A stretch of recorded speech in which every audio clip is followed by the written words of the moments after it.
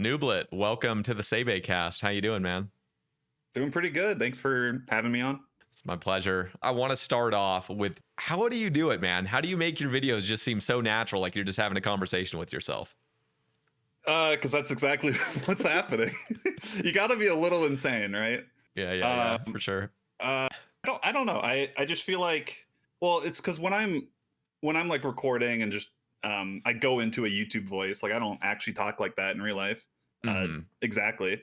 It's I'm an editor first, so like I think about how I want it to go in the video when I'm saying things, Mm. and I'll say it like four times to get the right cadence. Yeah. Um, Only four? it just comes back from like I used to edit more than I used to edit before I played RuneScape. Okay. In your head, because I feel like I'm pretty natural when it comes to live streaming, or if I just have a camera Right. directly in front of me for a YouTube video, then I feel like I can kind of let loose. But as soon as it's Mhm. like little snippets and stuff, I'm like, Yeah. how do I sort of create a sort of coherent narrative for a short Mm. episode? So in your head, you're kind of already planning this out before it's Yeah, already done. for sure. And like a lot of it is also like, the actual editing work. I'll sift through all the stuff and like sometimes I can cut things in a way that makes it more like that, Mm. as well. Are you dubbing over this or is it Um, during? I would say 99% is during. Okay. There are That's some times where I have to re-record something because like it didn't sound right, but no, it's almost always like when it happens. okay. That's really impressive I because a that lot of it I think it just comes natural. Like I can just kind of like get into the zone of how I want to do something. I've been making like progress series for 9 years now. okay. So it didn't start like this, right? Like I feel like you No, start off an no. episode and it's My just like my free. Yeah. first my first progress series, which was an RS through Iron Man series, I literally would do the clip, right? Yeah. But I wouldn't say anything, and I would immediately go to my notepad and write down what I want to say, and I would post record that. It was such a mess. It would take hours to make each episode. Like uh, after I'd be done. And I then I see. got to the point where like I can't do this anymore. I have to like learn how to do live commentary. So I just shot the shit and I started doing it. Do you Am I allowed to swear on here? yeah, of course. It's the same Okay. AK. You just can't say the Yeah, C dude. word, the one that Australians use. That'll get me demonetized. I Everything don't else really is say that. I'm English. Yeah. American, so Yeah. Yeah. we don't say Um, that here that very much. do you like live alone then? Because I feel like having a mic in front of your face the whole time, like I can, if you Mm. lived with other people, I feel like that would be kind of weird to just like throughout your It is gameplay. weird. Um, I mean, so when I started, I was living with my parents, and then Yeah. eventually I moved out with friends that I actually met from my Twitch stream, which are like my best friends. So they knew what I was doing, so like it wasn't super weird. Okay. But it is always weird when I'm recording and someone like comes into my room and I'm like, oh shit, it Yeah. sounds so awkward. Especially when you're Um, doing it for the fourth time, the same thing. yeah. Yeah. I live with my parents again now because I gotta save money. But Yeah. my dad always makes fun of me because he can hear me like recording the same line like four times, and No. he razzes me. What do your parents think of your career? Like, Oh, I feel they've like been that's so always one of supportive. oh, that's They've amazing. always been super supportive. Yeah, like they've never like looked down on me or anything about it, which is I feel like that's so lucky. Like It is. Yeah. I have a really funny story. So you've been there. Like really early YouTube checks, tiny, right? Yeah. My first check, which they're monthly, if Yeah. people don't know, it was $18.20, and my mom was so proud because I was 16 at the time, Yeah. and she still tells that story like you made $18 on YouTube. So when did you start doing RuneScape content? I mean, before this channel, I made like a couple guides in like 2010. I Mm. remember I made a guide on the Taibo and I trio Yeah. minigame, because you could make money from it by getting gout tubers, and it was so unknown back then.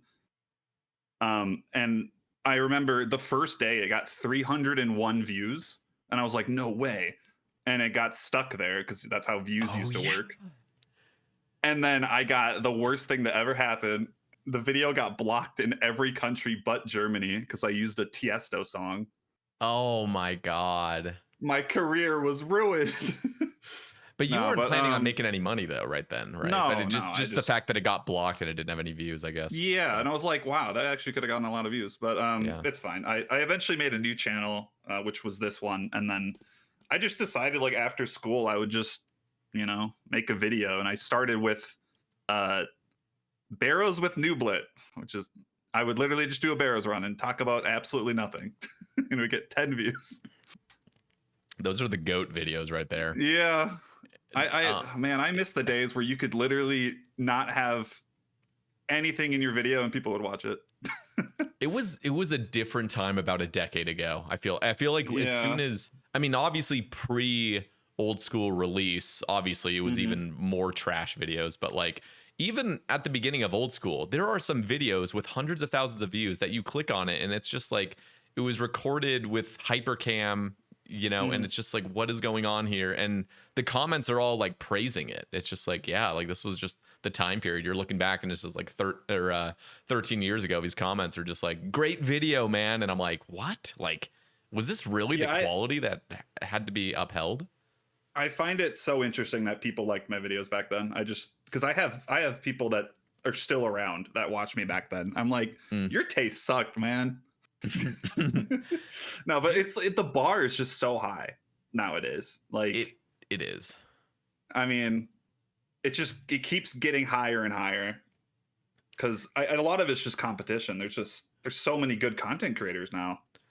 Yeah, if you want to get into like that really, really top echelon of RuneScape creators, you got to put your heart and soul into stuff, and you got to have a lot of talent. I think of creators You really do. like Jimmy, for example, is always one that comes to mind where he's just like, dude, this guy is actually just a creative genius that just happens to Mhm. also love RuneScape. Yeah, he could be doing stuff that isn't RuneScape and be successful. Easily, Kind of thing. yeah. And then, but what's interesting is like I see your content and I sort of compare it to like Solo Mission, where there's not crazy edits. There's nothing really insane going on. Mhm. It's just good quality, super entertaining video that's just clip after clip, really. And there is just definitely an appetite in the OSRS community for just content that like gets into it. It's fun, it's Mhm. exciting. That there it is. There's no like grand story like settled or anything. It's just Yeah. good solid content. And I think you and several other creators that I could probably list just have that formula down. I mean, every one of your task lock series, every single episode just performs very well. You got a very like dedicated audience and it's just fast paced and fun. And you can tell you're having fun in the video as well, which I believe Mhm. Solo Mission and other creators also just have that really good YouTube voice going for them. So That really yeah, is so important, though. it Like, is. And the yeah, easiest way to click off a video is they seem disinterested yep. in what they're talking about. It's totally true. And one of the things that I struggle with, I mean, I've mostly in my content leaned into like podcasting and just rambles and stuff, just kind of talking Mhm. at the camera.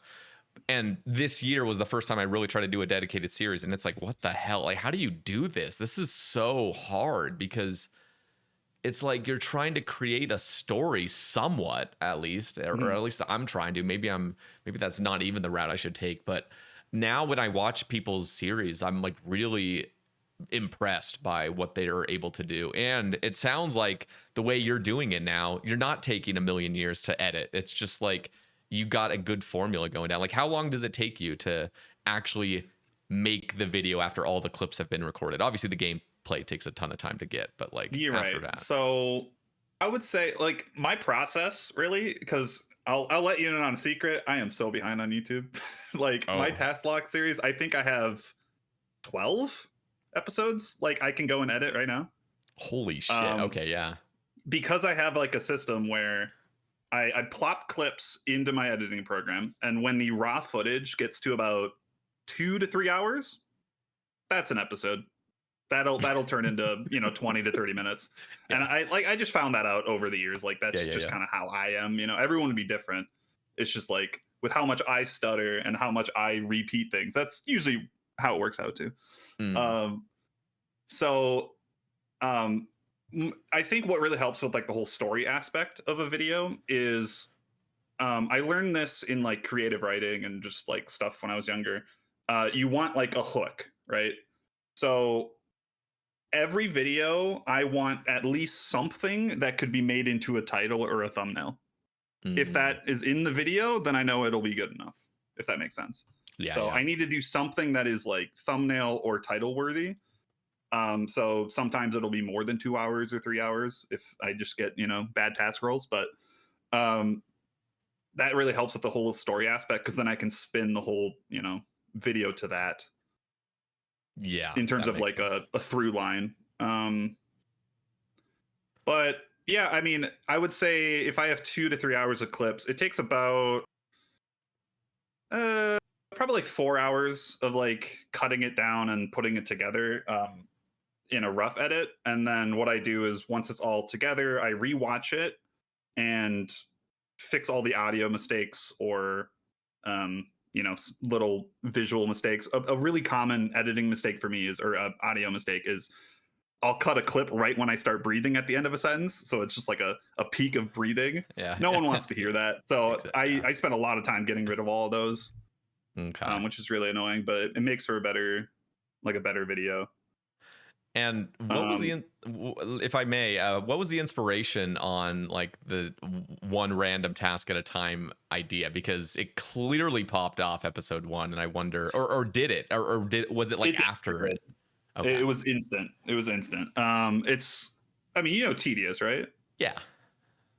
So he's been doing generate task forever. He created the game mode, right? Mm-hmm. And I always love that series. I've seen it like twice. I love the dude, and I've always wanted to do something like that because I always with RuneScape I struggle with trying to figure out what to do. I overplan things, I overthink things, Yeah. and I just wanted to just have something tell me what to do, And Yeah. So I didn't even think it was gonna like pop off. I did this as like a break because I was burnt out on my main iron. So I was like, I'm just gonna do this series for a couple months just to try something new for a bit, and it overnight doubled my viewership. It was insane. holy shit. Like I think day one, like the first 24 hours, I think it got 50,000 views, which my videos at the Holy time fuck. were getting 20 to 30. Okay, so And you I were was like so confused. So confused, man. something's good here. Yeah, yeah. What do you have to do in that moment? I mean, because it feels like, and maybe you didn't execute properly, but it feels like when you have this rare moment of Mhm. virality, how are you supposed to execute on that properly to like maximize further You just keep viewership? uploading, right? Yeah, is I there like lucked a out because I banked a lot of episodes before starting. So I ooh, had like 7 done. So I was able to upload every 4 days. okay, that's So it genius. really started popping off. Like I think that 1 month I got like a million views, which I've never been close to. Holy, yeah, Yeah, that's it was insane. crazy. It was a crazy time. And We're that obviously made me super motivated, so I just kept playing, a lot. Yeah. And they're still doing well because it feels like a lot of Yeah, series, after. that's Yeah. yeah. No, I'm just Sorry. after no, you're good. I'm the one butting in over and over. I do find it that as soon as you make like a super viral video and it's like a new series, that episode will get banger views, and then after that it's just a slow sort of Mhm. fade out. But you've maintained relatively well. I mean, obviously episode 1 got like looks here over 300,000 views, which is just insane. But still polling like a solid 70 80k an episode, like even more sometimes. Like that's impressive to have upkept after 50 plus episodes. Yeah, especially with all the breaks I've had. Mm-hmm. That is one thing I struggle with YouTube is I like burn out from editing and then I just won't upload for like a month or two, especially after leagues, man. Oh yeah. Played And leagues for 200 hours and then burnt out. you do a lot of those leagues videos. How do you feel Mhm. about that? I mean, me as a creator, that whenever leagues or any temporary game mode comes out, I get so like anxious because I'm like, I'm not the creator that is gonna get the popped off views. I'm the nobody Mhm. at that point where like nobody cares what I'm doing on leagues. Let's be real, it is just solo mission. Yeah, Like straight he up. gets 90% of the views. I mean, he deserves it. His videos are the best, but Yeah, yeah. that is No, how it is. it's I true. just That's why when I do leagues, I just have fun with it and I ignore the views because if I look at the views, I'm just gonna not want to do it because they're not great, right? Yeah. I just, for leagues, the last 3 now, I just have it where I upload every day. That's it. It doesn't matter. Like the video is 9 minutes, I'll upload it. That way I put out a video every day and it's still have fun with it. So How do you like know when a series is sort of like wrapping up, like you're kind of milked all it's worth? Like, because you've probably started a lot of series. I'm looking through your videos. Like, how too many many. series have you started? Probably like 10 Okay. at this point. I mean, progress series probably like 5. Okay. I'm trying to think. I did RS3 Iron Man, and then I did my old school Iron Man. I did a hardcore. I did another RS3 Iron Man, run it back, and then Lil Rat Dude. Yeah. Mm. Do you have like a moment in time where you're like, I don't know if I want to continue this series, like either just purely because the content that you're actually playing is not as fun, or like you can see viewership maybe falling? I'd say it's mainly like what I'm doing on the account. Oh, because I feel like if you're uploading consistently, or you're actually putting out decent content, like it'll get views. Yeah. It might be less, as time goes on, but yeah, it's basically when you get to the point where things take 100 hours and it's not fun. Like you can't make good content out of something you're not having fun with Mm-hmm.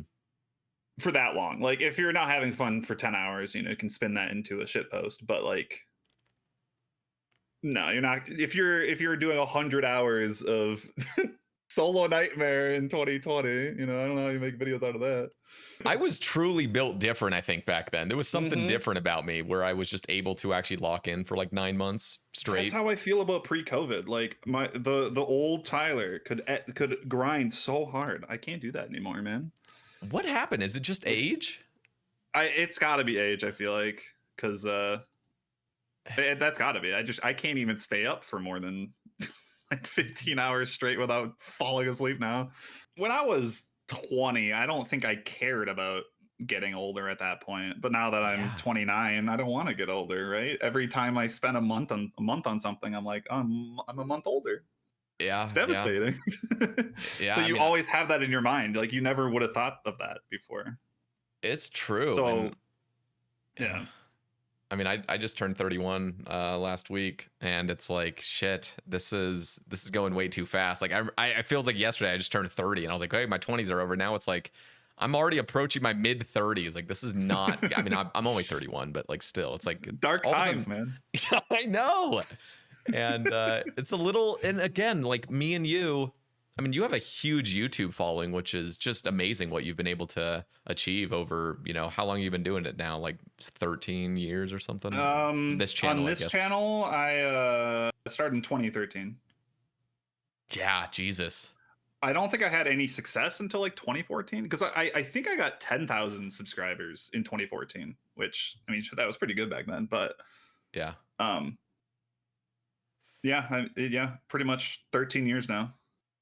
So what in your view, now that you're, getting close to 30, I mean, with YouTube, and with just the ever-changing landscape of content creation, how are you feeling about like entering your 30s and continuing to make videos? And I don't know, like, are you still streaming? I remember you used to stream super often on Twitch years back. I don't know if you're still. I mean, I do still stream occasionally. Like I was live yesterday, but when was it? Was it like a year ago? It was about a year ago, I'd say.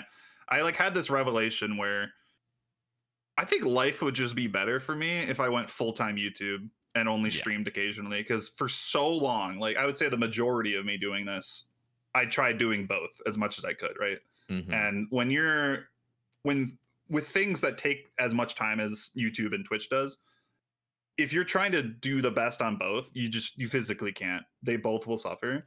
And I feel like that was really hindering me on both Twitch and YouTube for so long. Like I could never push either as far as I wanted. So I had this revelation where I just like, I've always enjoyed YouTube more, So I'm like, screw it. I'm just going to full do that. Actually, it wasn't a year ago. It was like right before the Rat, actually, the Task Lock series. Okay. And I think that allowed me to put more effort into it. Because like, I mean, if you go to like my series before Task Locked, I feel like my production value was jumped a little bit, and that's probably because I stopped streaming as much. Mm, And I also find it's a lot easier to record clips, like going back to the first conversation, when I'm yep. not on stream, because it's extra embarrassing when people are listening, right? Yeah. I can't do like what I want to say as easily when there's 100 people listening and I'm now nervous. Yeah. I can be a lot more I guess creative with how I talk when I'm just alone in my room recording. Yeah, that makes sense. And I feel like just the pressure of, I don't know, just not being live, it just makes it, Yeah. in my view, it makes the game a little bit more enjoyable too, to just because on stream there's always this subconscious pressure of like pleasing your audience, so you got to do something Yeah. kind of entertaining. Whereas off stream, you could just do whatever grind you want. You're just AFK and just chill. And I mean, you probably have the same thought. I feel like every streamer does. It's like your chat dies for even just 30 seconds, and you're just like, damn, I'm the most boring person in the planet. yeah, dude. And then you get super doomer, and you're like, oh no. I've always hated that feeling. You know, it's not the chat's fault or anything. It's literally just me. But you know, I don't have to deal with that when I just make videos.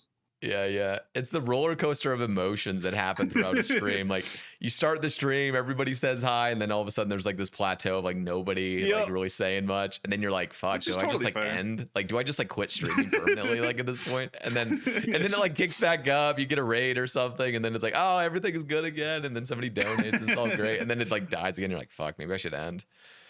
Yeah, streaming is just not good for self-confidence, man. It just isn't. Dude. It really isn't.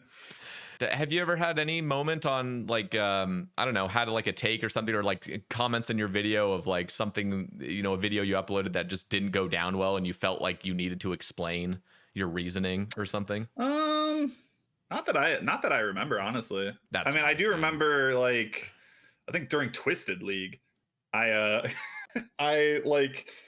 I had an episode where like it was all about me getting a rune crossbow, and I ended the video without getting one, and people were pissed.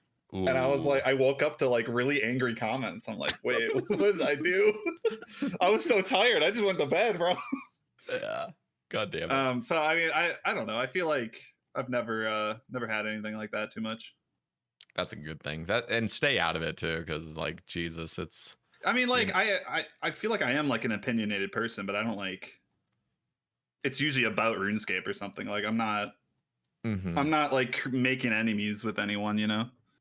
Yeah. Which helps. Fair. I'll have really strong takes about certain RuneScape things, but it is what it is. Everyone does.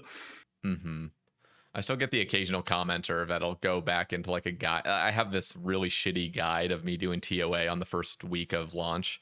And it was like just some basic video of me doing a 300, and I had no idea what I was doing. Like at Wardens, I kept getting hit by the red ball. I had no idea what the red ball even meant. So I'm just like, was that back when everyone was scything it? I don't even. Yeah, it must have been like it was. That was such a weird time, man. It was really weird, and all the invocations were completely different. Like doing a 450 was like impossible back then because Port Kazard had that video that he was like in the swamp at Zebak, like doing some fucking tick eating shit in order to get it. But I mean, there were certain invocations that just weren't working. Yeah, no, it was a very broken raid, and I ended up holding a 300 mainly because I just had max gear besides a shadow, so I was just able to like brute force it. But I still to this day will get the very occasional comment of some guy thinking this is a recent upload of me doing a 300, and I'll just get some comment out of the blue in the morning and just like, dude, you have no fucking idea what you're doing, do you, man? And I'm like, dude, look at the date. Like, look at the date. I mean, that is one thing you can always count on. YouTube commenters cannot read. Yep. It's a lot of the time.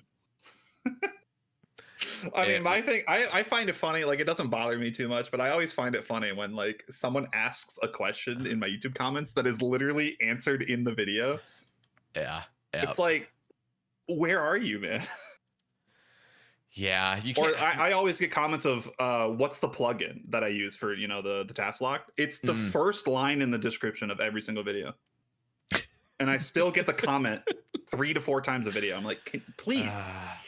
Yeah. I get it. Maybe like on mobile, you know, you don't really see the description. I get that. But like, just read. Like when Yeah. I have a question, maybe it's just everyone's different, but when I have a question about a video, my first instinct is to go to the description. Of Every time. course. It doesn't. I don't ask a question. I just look first, and then it's usually there. Most of the time, when I have to ask a question, it's like, "What's the song?" in like a certain video, and that's when I'll comment, because Yeah. a lot of creators won't put like what the song is or something. But yeah. And I don't know. It's YouTube so at annoying least sometimes. YouTube at least you're like, if so, for example, I don't know if you've like made guides, have you, like dedicated guides on YouTube? Yes, I used to do that. That's what kind of like what I started with. Okay. Like the first videos that blew up for old school for me were, I think it's still like viewed pretty good. It was how to make super compost. This was like 2013. So like it was, it was novel. People didn't know. It's true. It's true. And that's how I made money on old school when it came out. I was like top page farming. I would farm watermelons. I would come home from high school, and literally all I would do was herbs and watermelons. Like, that's crazy. You can tell I had a lot of friends. So I would buy watermelon seeds on Sae Bae for super cheap because people just wanted to offload them from their Slayer. Yeah. And then I would sell the watermelons for like 3 times the price of a seed. It was so much money. Damn. Okay. I made so much money, dude. So I made a guide on like making super compost because it was a lot of money. Like people were buying it, but they didn't know how to make it. Mm-hmm. And I'm trying to find like that video. I think has like, it's like 30,000 views or something, which is crazy for super compost. Yeah. So like that's when I realized, okay, maybe I could, make something out of this. Yeah. Yeah. Do you see? Well, the reason I kind of mentioned that is just to see like how much experience you have with just still getting comments in your feed of you basically being a support, like sort of like a customer support kind of vibe, where it's like people just nonstop asking questions in the YouTube comments, and it's just the nice thing about YouTube though is there is zero expectation for the creator to actually respond to your question, whereas on Twitch, it's like if somebody asks you a question, you're in a live situation and you're like, okay, I have to answer this. And then it's like the next 30 people that come into your live stream are asking the same thing. And it's like, that is Christ. probably the worst part about streaming. I think every streamer can relate to that. Yeah. Just brutal. answering the same questions every day, which, like that's such a lame thing to like be annoyed about. Like I get it, but just like customer service or like a retail job, it is just like that. Yeah. It's just like, but it goes read the sign, it goes one step further in its badness, in my view, which is you are affecting the other people that are in your stream. Like they don't want to hear you repeat yourself for the 30th time. So I feel like that's the tricky part as a streamer. You don't want to be annoying. Yeah, no, and so that's what I'm always dealing with is like sort of the anxiety of like how is everybody else seeing this? Like I'm good just to say the same fucking thing over. Yeah, and like over. that is how I see it. Like I do answer the questions again. Like I will answer the same question 100 times on a stream, and I feel bad that people have to hear that. But it's also I don't want to be a jerk to this new guy or this person asking a question because like they don't know that it's been asked 100 times. Like it's not their fault. Exactly. And I get that. So and let me dive into like a few RuneScape questions. We've been talking about the content creation scene, of course, but just the meat and potatoes. I always love relating to other creators. It just makes me, it's like cathartic for me to just we all have the same problems and stuff. I could also be a nerd and waste all my time. How do you feel currently about the state of the game? I feel like I'm generally pretty positive on the game. I'd say more so than most people. I do have my doomer takes, but I'd say overall the game is going in a good direction. Yeah. I'm pretty tentative with the whole, because as of us recording this, the Raids 4 blog just came out for the rewards. Yep. We probably shouldn't talk about them specifically because they're gonna be so different by the time that people watch this. Yeah. They'll probably change tomorrow, honestly. But I do have some takes on that and stuff. But I think overall they're doing pretty good. I've been happy with most updates. One issue though is I don't really get to experience like the new stuff as much because of my task locked is my main thing Yeah. now. I haven't done more than like 100 Yama. I did like a week of it on release. Mm, I have not even touched Doom outside of leagues. same. And that's just kind of how it's going to be. Like Raids 4 is going to come out and I might be able to play, like a weekend with my friends just for fun, but after that I'm not going to be able to grind it because that's not my task. Yeah. So that is kind of crappy, but so I can't really have a lot of takes on the modern stuff, but Yeah. unless it's something I could do. But just overall, you're content because I'm Yeah, I'm with I'm you. fine with it. I think the way you have to look at it is not necessarily like update by update, because I think quality wise they've been pretty good. It's more so just like the direction of the game. I think Mhm. overall the sentiment they have going forward is pretty good. Like they're addressing core issues and they're doing a good job on that. And I think um, I'm optimistic with where the game's going. Yeah, I am too. I feel like they're doing a really good job, especially when they have to cater toward like, hundreds of thousands of players and try to Hmm. somehow make And they everybody all have somewhat different satisfied. opinions. Yeah. So I'm always very impressed with what the JMods are able to do to keep this game thriving and to still make it feel like the game that we're all familiar with, which is impressive. I mean, I just love that they listen, like Yes. like because I don't know how long have you been on RuneScape? I mean, I started in 2004, but then I quit in Okay. 2007 when the wilderness was removed. And then I did Right. not Okay. start old school up until As everyone did, 2015. yeah. Yeah. I started in like '06, so about the Okay. same. Yeah. We like Jagex back then would always double down. They would never admit they're wrong. And that's what I like about modern old school team is that Yes. they will admit that they screwed up. Mm-hmm. And that's happened many times where like they'll make a blog that they're obviously really they put a lot of time into it and it just like doesn't land and they are totally fine with scrapping it. I love that because Jagex 10 years ago would not. They will double down and try to find a way to worm it in. And Yeah. I think that's a lot of the reason why RS3 got worse over the years. But thankfully, it seems like they're addressing that over there. I haven't really kept up too much, but Yeah. I No, love that about the old school team. Like they don't have like an ego, if that makes sense. Like they're genuinely trying to make it how we want it. it's one of the rarest forms of sort of game management out of like Right. any video game, really, besides like maybe a few indie games and stuff. But like any big Yeah. companies, they're not communicating with their player base. They're just making updates and then raking in the money. Like that's like the At least extent of as it. personally as Jagex does. Yeah, there's Like nothing you quite literally like. can talk to a JMod. Like there's ways to do that. Like Yeah. you can't do that in any other game. Yeah, and they're willing. I mean, because I'm lucky to have J mods on the cast. I just had Mod Goblin and Mod Ed on like over the Oh, that's last so couple cool. weeks, and it's like that's amazing to just be able to reach out. And I'm not the only one either. Like I've seen podcasts with very small, up and starting podcasts where they're getting J mods on, and I'm like, the fact that they're willing to go on and just talk about what they're up to in game, like that's so cool. Like that's such a rare thing to Hmm. experience it with game devs. I mean, So they genuinely like the game too. And that always helps. yeah, it's true. And okay, so let me get your take on sailing because you've obviously done a lot of sailing tasks recently. It sounds like you've been having a Sailing. lot of fun, right, with that. But I guess overall, and then maybe some of the things you enjoy and some of the things you don't enjoy about the skill. So like I haven't gotten 99, so I can't like be the expert. I think the rat right now is at like 85.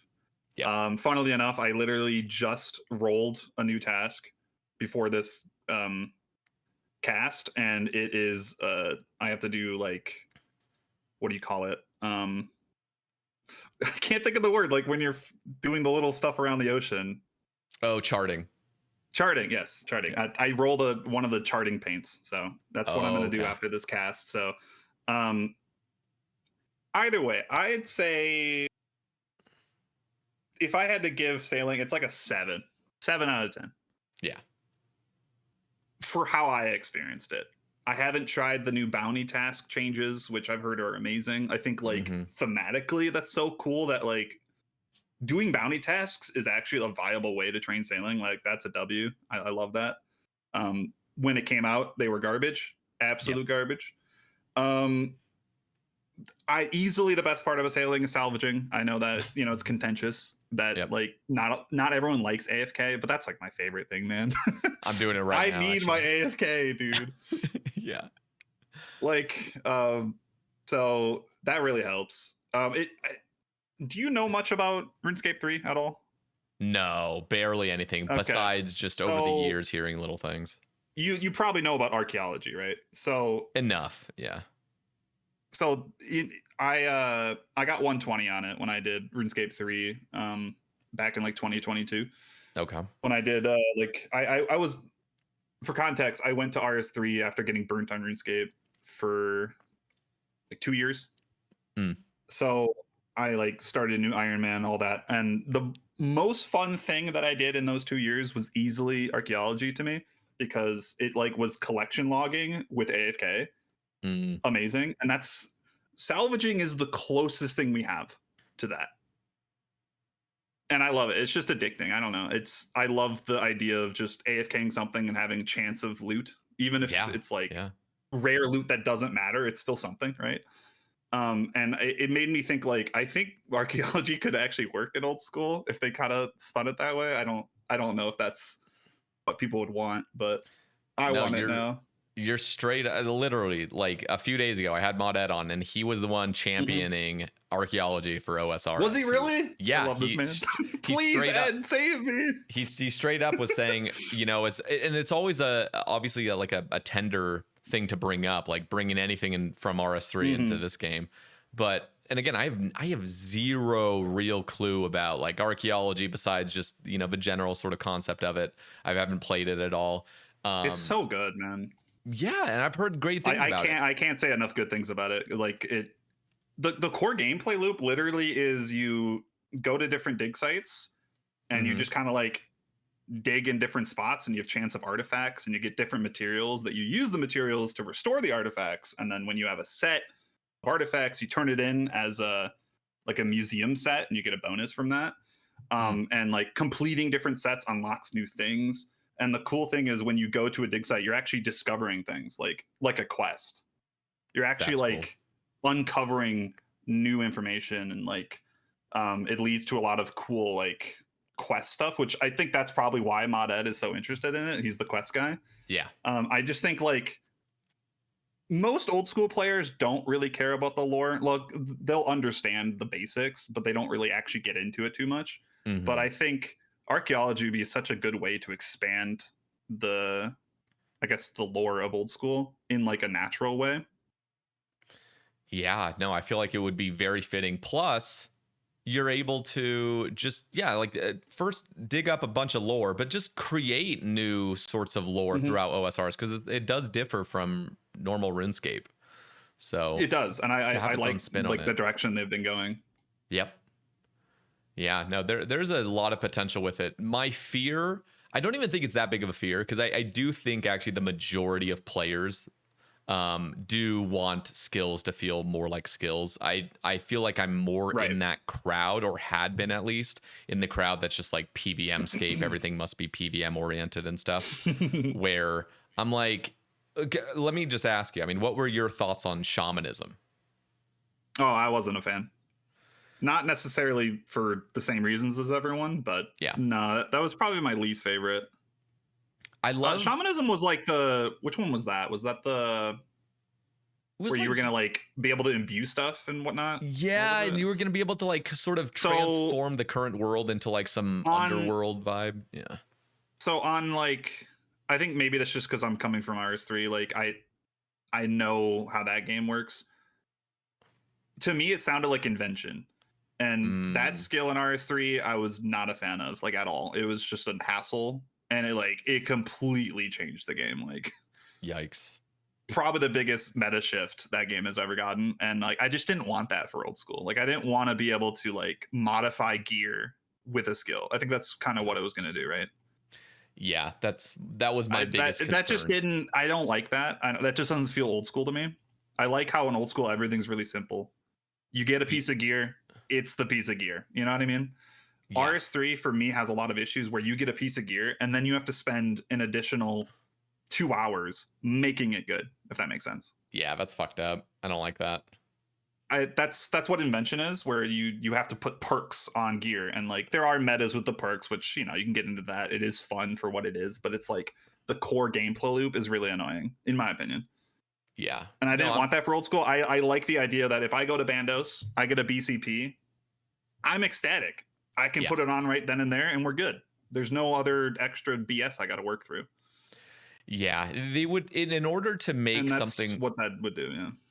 In order to make something like shamanism, you'd have to be so careful with it because you just can't do much with it. And I think a lot of players that are pro shamanism aren't really calculating how difficult it would be to balance things and make it still feel old school. Because we saw the same thing with ruinous powers when they were trying to bring ruinous powers into the game. It's like, in theory, if you just like blanket statement, new prayer book, yay, like let's fucking go. But then you actually start getting into the like nitty gritty, and it's like, Jesus Christ, like how do we even make this a different spell or a prayer book, but also retaining what's so classic about stuff? I mean, I remember people were running CMs and trying to do like the rope skip with redemption, and it's like, oh, the ruinous powers doesn't have redemption, so you literally are gonna lose like a minute at this high level piece of content where you would want to bring ruinous powers, but you can't bring it because of this fucking thing. So they started adding like the little prayers that are already in the standard prayer. I'm like, dude, this is a mess. Like it comes down to like I have this thing with I would say this is probably my strongest take with RuneScape is the problem of over designing. Yes. That's what Ruinous Powers felt like. It was over designed, which in a game like old school, I don't think works. This game thrives on things being super simple, and then, you know, the Port Khazards and the GE Challenge M's of the world finding out ways to break that simple thing into something complex. That's what makes the game so cool. You don't need to over design something. Like, this will be my like take of the day. Tob is the best raid because it's so simple. It is mechanically, it is the simplest raid, but because of that, you have to do silly shit to do it correctly, right? Yep. You don't have like at TOA, the design philosophy is this boss will do this, so you have to do this, right? It's so choreographed. Tob is not like that. Tob is literally this boss attacks at this tick speed, that's it. And they'll summon something. Like, it's so simple. Yeah, that's the way forward every single time. That has that's what to I'm be really hoping what's for maintained. with Raids 4. Okay, well, you know, you said you didn't want to really delve into it too much. Let me just I'm just gonna sort of like prod you a few times because you've read the rewards blog posts. I'm sure you haven't like run the numbers or anything. Neither have I really. I've just watched a few videos explaining just how insane the DPS is of that Tazar Ket breaker. I was talking with my friend who does like doing DPS calcs, and he was getting like 15 DPS everywhere. Yeah, no. Like, what are you talking about? That's private server numbers, man. It's out of control. They were there was it's gonna be changed. Yeah. No, it 100% will. They were showing off like Tecton, and then I think the most egregious was probably Fasani's Nightmare. So Fasani's Nightmare, obviously, my God, you need a crush weapon there, and most people are using a scythe, which is actually a slash weapon, but they're just using it on crush. There, you know, in absolute max, it was like 10.5 DPS or something. Right. With the scythe and like full max and everything. And then you bring this breaker and it's like 14.9 or something. It was like literally 42% better than the literal previous melee mega rare. And it's like, what That's the insane. Fuck? Yeah. Yeah, like that's the thing with it, because at the end of the day, numbers can be changed. What matters when it comes to like reward proposals is what it actually is. I think like the idea of the breaker is cool. I do think it's a little over designed. Yeah. But not too bad. The numbers can be changed. I think the idea of it's pretty cool, where it like hits in a line. I do think that, again, it's probably going to be different by the time people watch this, but as it stands right now, it has like the 5-tick main attack and then like the 3-tick fast attack that you can switch to. Yeah. Just scrap the 3-tick. Yeah. One that's item what I'm- does not need to have that many uses. I'm going to be Thank real with you. you. And just put the 3-tick on a rapier. Like the rapier needs love, Jagex, please. That way Yeah. you'd have 2 items that are good in the game rather than just one and one that's shit forever, right? Yeah. So whatever, but that's fine. The numbers can be changed. I think the idea is pretty cool. For the rewards, I'm mainly excited about the crossbows because they're Yes. literally just like an import from RS3. And anyone who's played RS3, those were the weapon. They were so iconic when they came out, like 2011. They were so cool. Yeah.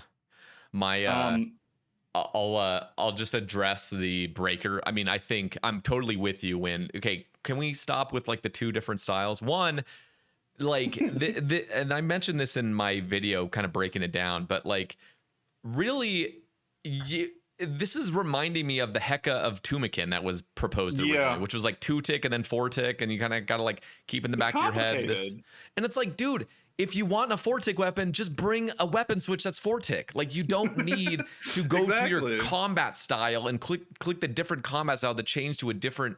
Like this is just bizarre, and you're just taking up an entirely new niche that could be used for a separate weapon on another boss, and you're just combining it, and it's just gonna feel so awkward. Like why not just have your ham joint in the inventory, or you know, if they're not gonna come out with any other 3-tick weapon, like if you wanted a 3-tick bash something, you have the option right now. I would personally love it if there was just a really powerful 3-tick weapon, but in order, just combining the 2, so there's 5-tick and 3-tick, I'm like, dude, it's already overkill, plus the amount of sheer calculations you need to make with that breaker with the 5-tick thing, where it's like, yo, you got 7 rolls as long as the crush bonus is the lowest of these. I'm like, what the fuck is going on? I think the leading suggestion for that, which this is what I'm hoping they do right now, that 7 roll thing.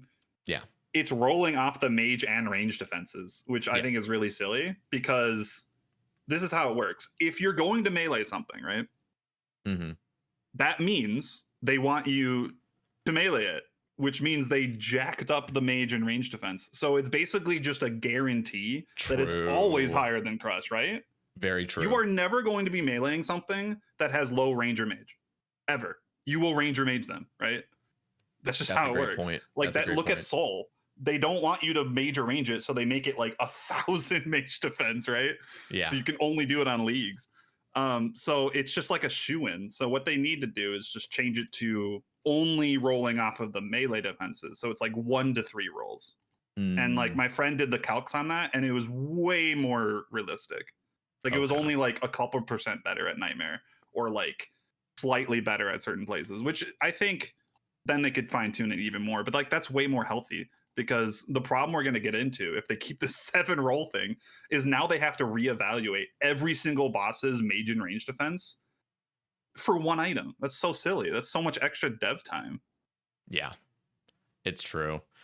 They're going to be developing themselves into like a hole again with like the shadow. Like they're so screwed with the shadow. I feel bad. Like yeah, that it's such a disaster, because I don't hate the shadow on principle. It's just like it's too good for what it is. Even though I still think it's the worst mega rare, it's still like design wise the most broken. Yeah, I think it's the worst. Yeah, I think it's the best mega rare. Oh, but really, it also assumes that you have max mage. Like assuming you have max mage, I think the shadow is. I would even almost go as far as to say by far the best mega rare. Really? Okay, that's funny. We can have completely different opinions. Well, the only reason I mean, the only reason I say that. Well, actually, let me sort of a little bit backstep. Because of the Eye of Ayak, I will say it's my stance has somewhat changed, because if you have an Eye of Ayak, but let's just assume pre Eye of Ayak, yeah, the shadow I would have said by far. Yeah, I mean the gap was nuts. Yeah, because that is like it was like 50% better than everything at the time. Exactly, that was the reason why it was so powerful. Fair. That is fair. Yeah, I still just I think the T-Bow's the best item in the game for 9 years running. I'm just gonna I'll die on that hill. I think we all lived through the dark times of the scythe being bad for so long, and it finally became goated again. That was such a dark time, because like the scythe is my favorite item in the game. But I mean, I mean, you played endgame Iron Man for a long time. Oh yeah. During that era, like it was just not good compared to other items, like because there was nothing to use it at. It was good, but it was just not on. In my view, it was It actually didn't feel like a mega rare. Yeah, no. You're right about that. But I've always been one of those players that's actually been sort of anti mega rare. I don't want things to be just out of control broken. Like I'm okay with that is fair. I'm okay with like a 10 to 15% damage increase with the mega rare. But as soon as we're talking again, Shadow's an egregious example, like 40% better, like everywhere. It's like yeah, really? Yeah. Because then there's I think that was just because Mage was just so bad for so long, and then they release a crazy Mage item. It should have the Shadow should have came out like now after all these Mage items. Yeah. Yeah. It's a tough one. I wanna mention just on the crossbow thing. I love them. I love that idea. I think they're gonna be the most fun fucking thing to use ever. Easily. My main concern is the fact that and I understand their whole reasoning for it. It makes perfect sense. But the fact that they're crossbows and they can't use bolts, they're using these new bolts from the raid. Mm-hmm. And let me just cross this by you. Like, how would you feel personally?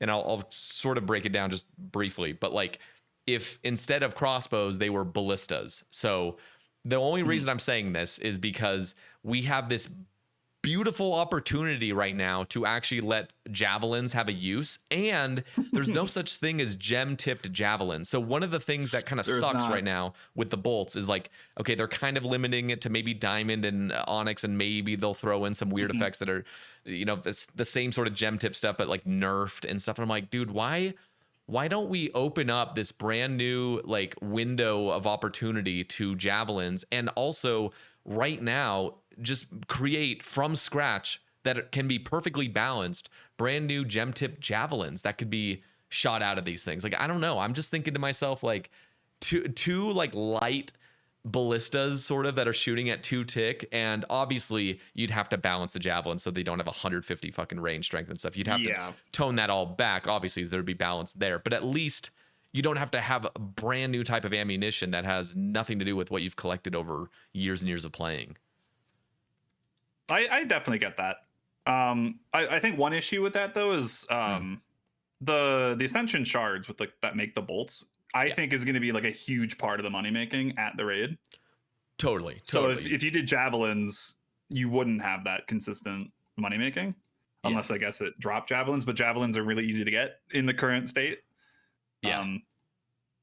No, I mean, if anything, just let us make javelins with more than just normal logs. Like that. Thank you, Jesus Christ. Why is that? I've always thought about that. Like it would matter. I think it would actually be changed instantly if they made javelins useful. It's just no one uses javelins, so no one notices that. Yeah. Yeah, that is the weirdest thing ever. By the way, I'm so glad you know about that. I definitely like that idea. I don't know. Like I'm totally fine with the Ascension crossbows. So like maybe that's what they could work on next. Is like a javelin like addition, because we do have too many crossbows if anything. Yeah, I could definitely see a javelin rework. That would be fun. I just don't see it happening from this raid. Yeah, I think the reason I'm upset mildly, I mean, if it came out the way it's proposed, I'm not going to lose any sleep over it. I just think we're missing an opportunity here, because again, what is this arbitrariness of like, okay, you can't use all these other types of gem tipped, gem it does feel arbitrary, doesn't it? Yeah, and it's a bit like, okay, so we still have to make bolt tips kind of to attach to these bolts, but you can't use normal bolts. And again, like if we wanted to have some sort of because I do like your idea of like a reason to go back to Raids 4 to collect some type of shard or something. Because like a good example for me is like Tob. When the Scythe got buffed, Vials of Blood skyrocketed, and Vials of Blood are like a decent part of the profit when you're not getting purples. It's probably the biggest part. Like you would get a chest and it's like you get 2 mil from Vials of Blood. It's awesome. Yep. And that's what I'm hoping to see at the Raids 4. Like I'm not a main account, but as an Iron Man, it's still nice to see big numbers, because when you do TOA, you spend 35 minutes and you get 27K. You just want to cry. Yeah. No, you're right. I think even if that was a concern, I guess in my view, again, holding on to the idea that it would be javelins, I'm sure they won't go down that I route. do want a javelin rework now that you've talked about it. I'm not gonna lie. Yeah. Gem tipped javelins do sound pretty fun. And it's like you have a brilliant opportunity to create brand new from scratch effects for javelins only that can be perfectly balanced, and we don't need to like sort of have this old archaic version of rubies that have to constantly be nerfed in every single encounter and stuff. And it's just rubies are the worst thing in this game, man. They're so hard to balance. they've set us back so many years. Yeah. So I guess that's one of my. I think for ballistas actually, like, because they're going for like the fast crossbows. I think on the other side maybe they could push ballistas into like the slow market, I guess, like maybe make a new ballista that's like even like 8-tick, kind of like because I did the BBC build on the most recent league. Do you know much about that? No. The King's Barrage crossbow from KBD. Okay. It was a super slow weapon, but it would hit insanely hard. Oh yeah. I saw. I had so much fun with it. That was my entire league. Obviously, insane. You're not going to do something like a league, but like it was actually kind of like going into it. I was like, this is going to be really annoying, waiting 8 ticks or 7 ticks or whatever it was every time I shot. But seeing a ginormous hit every time, so much dopamine. Like I think they could honestly make a fun slow weapon maybe with like javelin effects. I think they could definitely try to find a way to do that, because it would also be that maybe they could balance it where like you can't do anything for those several ticks, and then that would be the balance. Like if you have to move, then it's not good, but if you can maybe squeeze in time at a boss where you don't have to do anything, you could like sneak in a really strong attack. That could be cool. Yeah, no, I mean there's definitely some niche cases with slower hitting weapons. You have places, I mean, I guess is not the perfect example, but a place like Zulrah where there's like constant phase switching and stuff, where you can just get that last shot in, just like boom. Like the Crystal Halberd and the Dark Bow are really good at that. Yeah. I'm always a little concerned about very slow weapons though, just because like the actual, I mean, have you ever mained, I mean, again, you got to experience the leagues thing, which again is just super broken item, but like, man, going in with, even if you're like maining an Elder Maul, which is 6-tick, it's like, Jesus Christ. I actually can say I did. I used to do KQ in 2019 with an Elder Maul. Holy fuck. Yeah. So the walk unders with the Elder Maul. Yeah. Which I guess isn't just standing there and attacking, but it was not good. Yeah. Did you do the good for the time? But... Yeah, I don't know if you did the 2-to-1 where you used a faster weapon than the Elder Maul, or was it just maining Elder Maul? I didn't know about that back then. I do that now. Yeah. Like how because I've done KQ on the rat. I do I did like at ladle into a crystal bow, I think is what I did. Yes, that shit's fucking nuclear. It's strong. Like it's strong. It is. Yeah. What? Let me get your take on the Rondash, if I'm saying that right. That's how you say it. Rondash. I don't know. The real question is, what is the community going to call it? Because it's definitely, we're not going to say that. I think people are saying Rondash, and the whole video, like I was pissing people off because I was calling it like Rondache. I had no fucking clue what this Rondache. word is. But everyone is like, Jesus Christ, pronounce it right. It's Rondash, and I'm like, oh, okay. Well, are we just going to call it the Ron Shield? Hopefully. Because like, let's be real. No one says the Bow of Ferdinand. All right, we all say Bofa because it was funny for like a week, and then it just stuck. I still remember Roydy coining that and like getting mad that nobody recognized that he was the one that coined Bofa first. Oh, did he actually? Well, the fact that I didn't know. I believe so, and I just remember seeing this floating clip around years ago of Roydy just kind of getting a little bit like petty about the fact that nobody like gave him credit for that, and he was the like original coiner. Yeah, I mean, respect. It's a good term. I mean, it's stuck. It is. No one calls it anything but a Bofa. Yeah, it's true. The Rondash though, what are your thoughts? Big fan. Oh, I think same. Again, it's one of those where like you got to ignore the numbers, those can be changed, but like the core concept is so cool. I've been wanting flat armor for so long, ever since they released it with, what was the first thing that had flat armor? Was it the Sulfur Naguas? No, there's actually been many things that actually have had flat armor, but just like the most obscure, literally look up on the wiki. Okay. Just like flat armor, OSRS. Just like the nonsense stuff. Yeah, no one ever does. just for my audience sake, I want to just go over like just a couple of them because they're just interesting. Yeah, you got like, well, you got a Moxliotl, obviously. The armored zombies have it. The Asin Shades in Shades of Morton have Right, they do. -3. They do. The shades. You want to use boppers there. I remember now. Yep. Drakes even have it. Drakes have 2. Wait, what? Drakes have 2 flat armor, so you're actually hitting less. Oh, I mean, that's fine though, because you want to use a crossbow there. If you're ranging. Dusk, even Dusk, the Grotesque Guardians has -1. Yeah, but there's a variety of monsters that just have had it, but you just never notice it. Oh my god, Strange. the pest control shields all have it, -2. Oh, no wonder they die instantly. Okay. Well, I mean, Veiled Krakens with 15. Jesus Christ, what was that? Yeah. Okay, bro. 15. Yeah. Anyway. So, yeah. I mean, I like the concept of flat armor because that's realistically the only way you can make defense useful in this game. Like, that's true. At this point, everything they design has insane defense, so like that's never an issue. I mean, look at Oathplate. Shit has no negatives. Best item in the game, honestly. Other than Tebow. So like. No, I don't like Oathplate. I'm just gonna make that clear. I think it's really dumb. But well, why is it? Because it's too overpowered. It's too good. Okay. I think it looks amazing. It's the default armor now. Yeah. Everyone uses it everywhere, and it's 10 times easier to get than Torva. Yeah. Not that I think Torva took too long to get. Like that's a whole separate issue. But yeah, it's boring. It's slash armor that people use for everything. It's silly. Exactly. Yeah. Anyway, I'm not going to go down this rabbit hole. We could about flat armor. Yeah, I've always wanted it like added to Justy because like I feel like that's the only way you can make that useful. So like now that we're finally getting something with flat armor, I hope that they actually use it more because it's very interesting. And the whole reflect mechanic sounds really cool. It sounds insanely strong as well.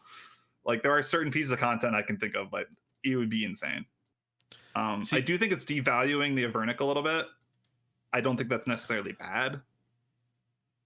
But I think the way to like if you really wanted to make the Rondash feel a little bit more balanced to not completely trample over Avernic is just make it so that thing also requires raids 4 charges, like some sort of shard charge. So you got to charge the shield up, but it's not like it's that much of it, but just something that feels like you are paying somewhat of a little bit of a price to use the shield. I mean, they could just make it where Ascension shards can be like ground into dust and put that on the shield or something. So that way the shards would even have more value if it's not just bolts.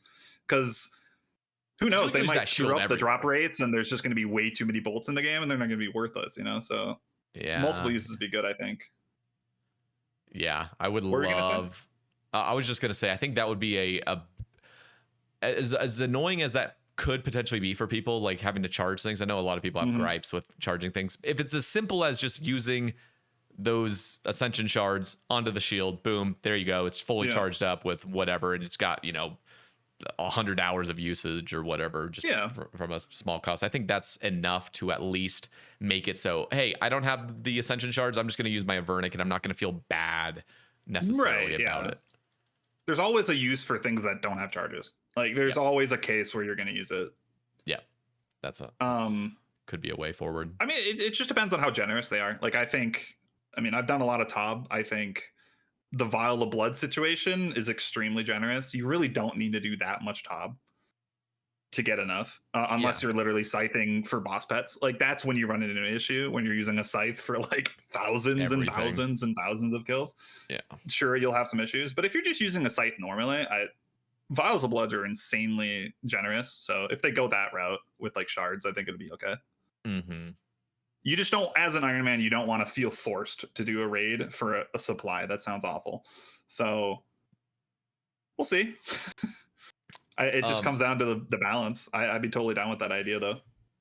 I really do love the idea of that secondary orb, though, that can just constantly like sort of Gmaul back damage. That's so cool. I mean, the fact that it's a 0 tick is so huge, because if it cost any ticks, it would just instantly not be worth it, in my opinion.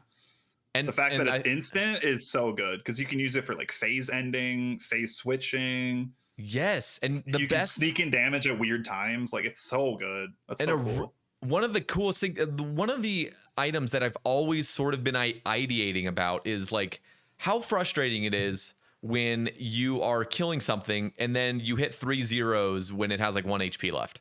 And it's just like, dude, Yep. it like die. And Guarantee if you had a damage shield, is huge. if you had a shield with charges on it, and even if it has like 4 charges, like boom, it's dead. Just instantaneously, boom. Okay, you're out. See ya. That's. I mean, do we know if it's gotta be guaranteed incredible. damage? Did they say anything about that?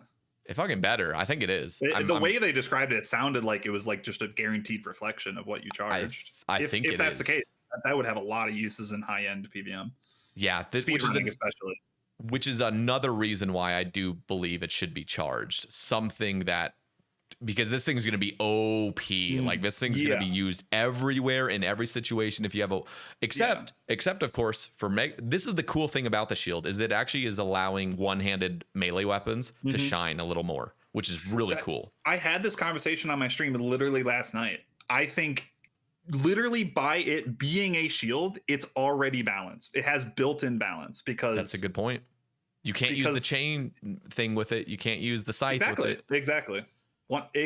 Like, it doesn't matter how good it is if, you'd rather use a scythe.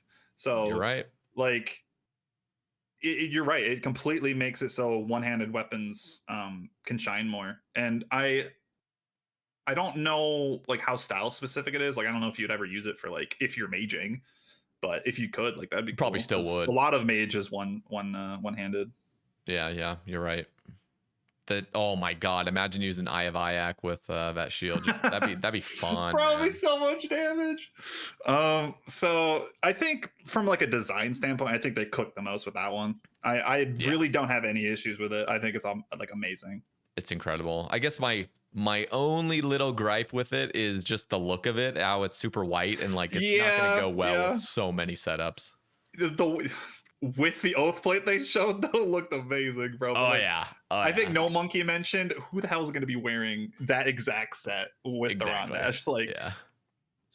But no, it's gonna be. I think it's classic. Just add an ornament kit, multiple ornament kits. Cool. Just add a few. But knowing us, we're just gonna get a black and red version because every item needs that apparently. So yeah. That would be everyone's favorite color combo with Slayer. They could just make it so the blood ornament kit you get from DT2 could also be attached to the shield just instantly. They could. I mean, it'd be cool if they. I think it's a little weird now, but like they could make it where the blood Torva kit could work on more things. Yeah. Especially now that they like Jagex just really hates Torva for some reason. They just don't want people to use it. Yeah, I mean Torva's okay. Listen, we're gonna move on to the armor set. This is in my view, the most OP armor set that they've ever proposed. I could see in my personal view. So let me get your takes on it, and I'll jump in. I like it personally. I think it's nice. I do think it's a little overtuned. Fair. I totally think it's doing too much at once. Yeah. But I've always wanted a good hybrid set. Old School's never had a good one. Like, sure, Moons you could argue, but like people don't really use it for hybriding outside of PvP. Or maybe Yama, I guess. So I think it could work. I do think it's a little strong. The problem I hear a lot of people have is like it's just if you're stabbing, it's going to be the default, which is fair. Like that kind of sucks. But I think that's again a problem of the times. Like look at the Shadow. Things just weren't out when the Shadow came out. Once we get the stab oath plate, you're not going to use the hybrid armor anymore for stab. You're going to use the stab armor. So I think in the future, I think it'll be a really nice set. It's good for, people that don't want to bring 38 switches, because I'm going to be real, that's probably the worst part about super high-end PVM. Like, I don't want to do PVM with 28 weapons. That's not fun. I don't want 28 things in my inventory slot that I'm switching constantly. It's just like, that's so annoying. So to me, it's cool. Yeah. I mean, it also looks really cool. So I'd say overall, incredible. I'm pretty excited with it, but it is a little overtuned. I'll admit. So they could maybe drop it a little bit. I would say, listen, so it has insane defensive bonuses, and most armor most armor has negative mage defense. This has positive and a decent chunk of mage defense even. So this is like one of the tankiest armors of all time. Easily. So you already got that niche filled. Now you never need to go get Virtus, because this is basically Virtus on steroids. Well, not on steroids, but like it has, you know, similar bonuses across the board. The only reason you get Virtus is Ancients, I guess. Yeah, which who the fuck cares, really? I mean, see, that's another thing. Just if you want to make Virtus have its own niche, expand Ancients. I don't know. Yeah, if you're having a set that's good for Ancients, maybe make Ancients more useful on its own. Because right now, Ancients is like the most utility thing in the world, which is fine. But like, I think you could do more with it. You never use Ancients for DPS. I think that's the issue. Yeah.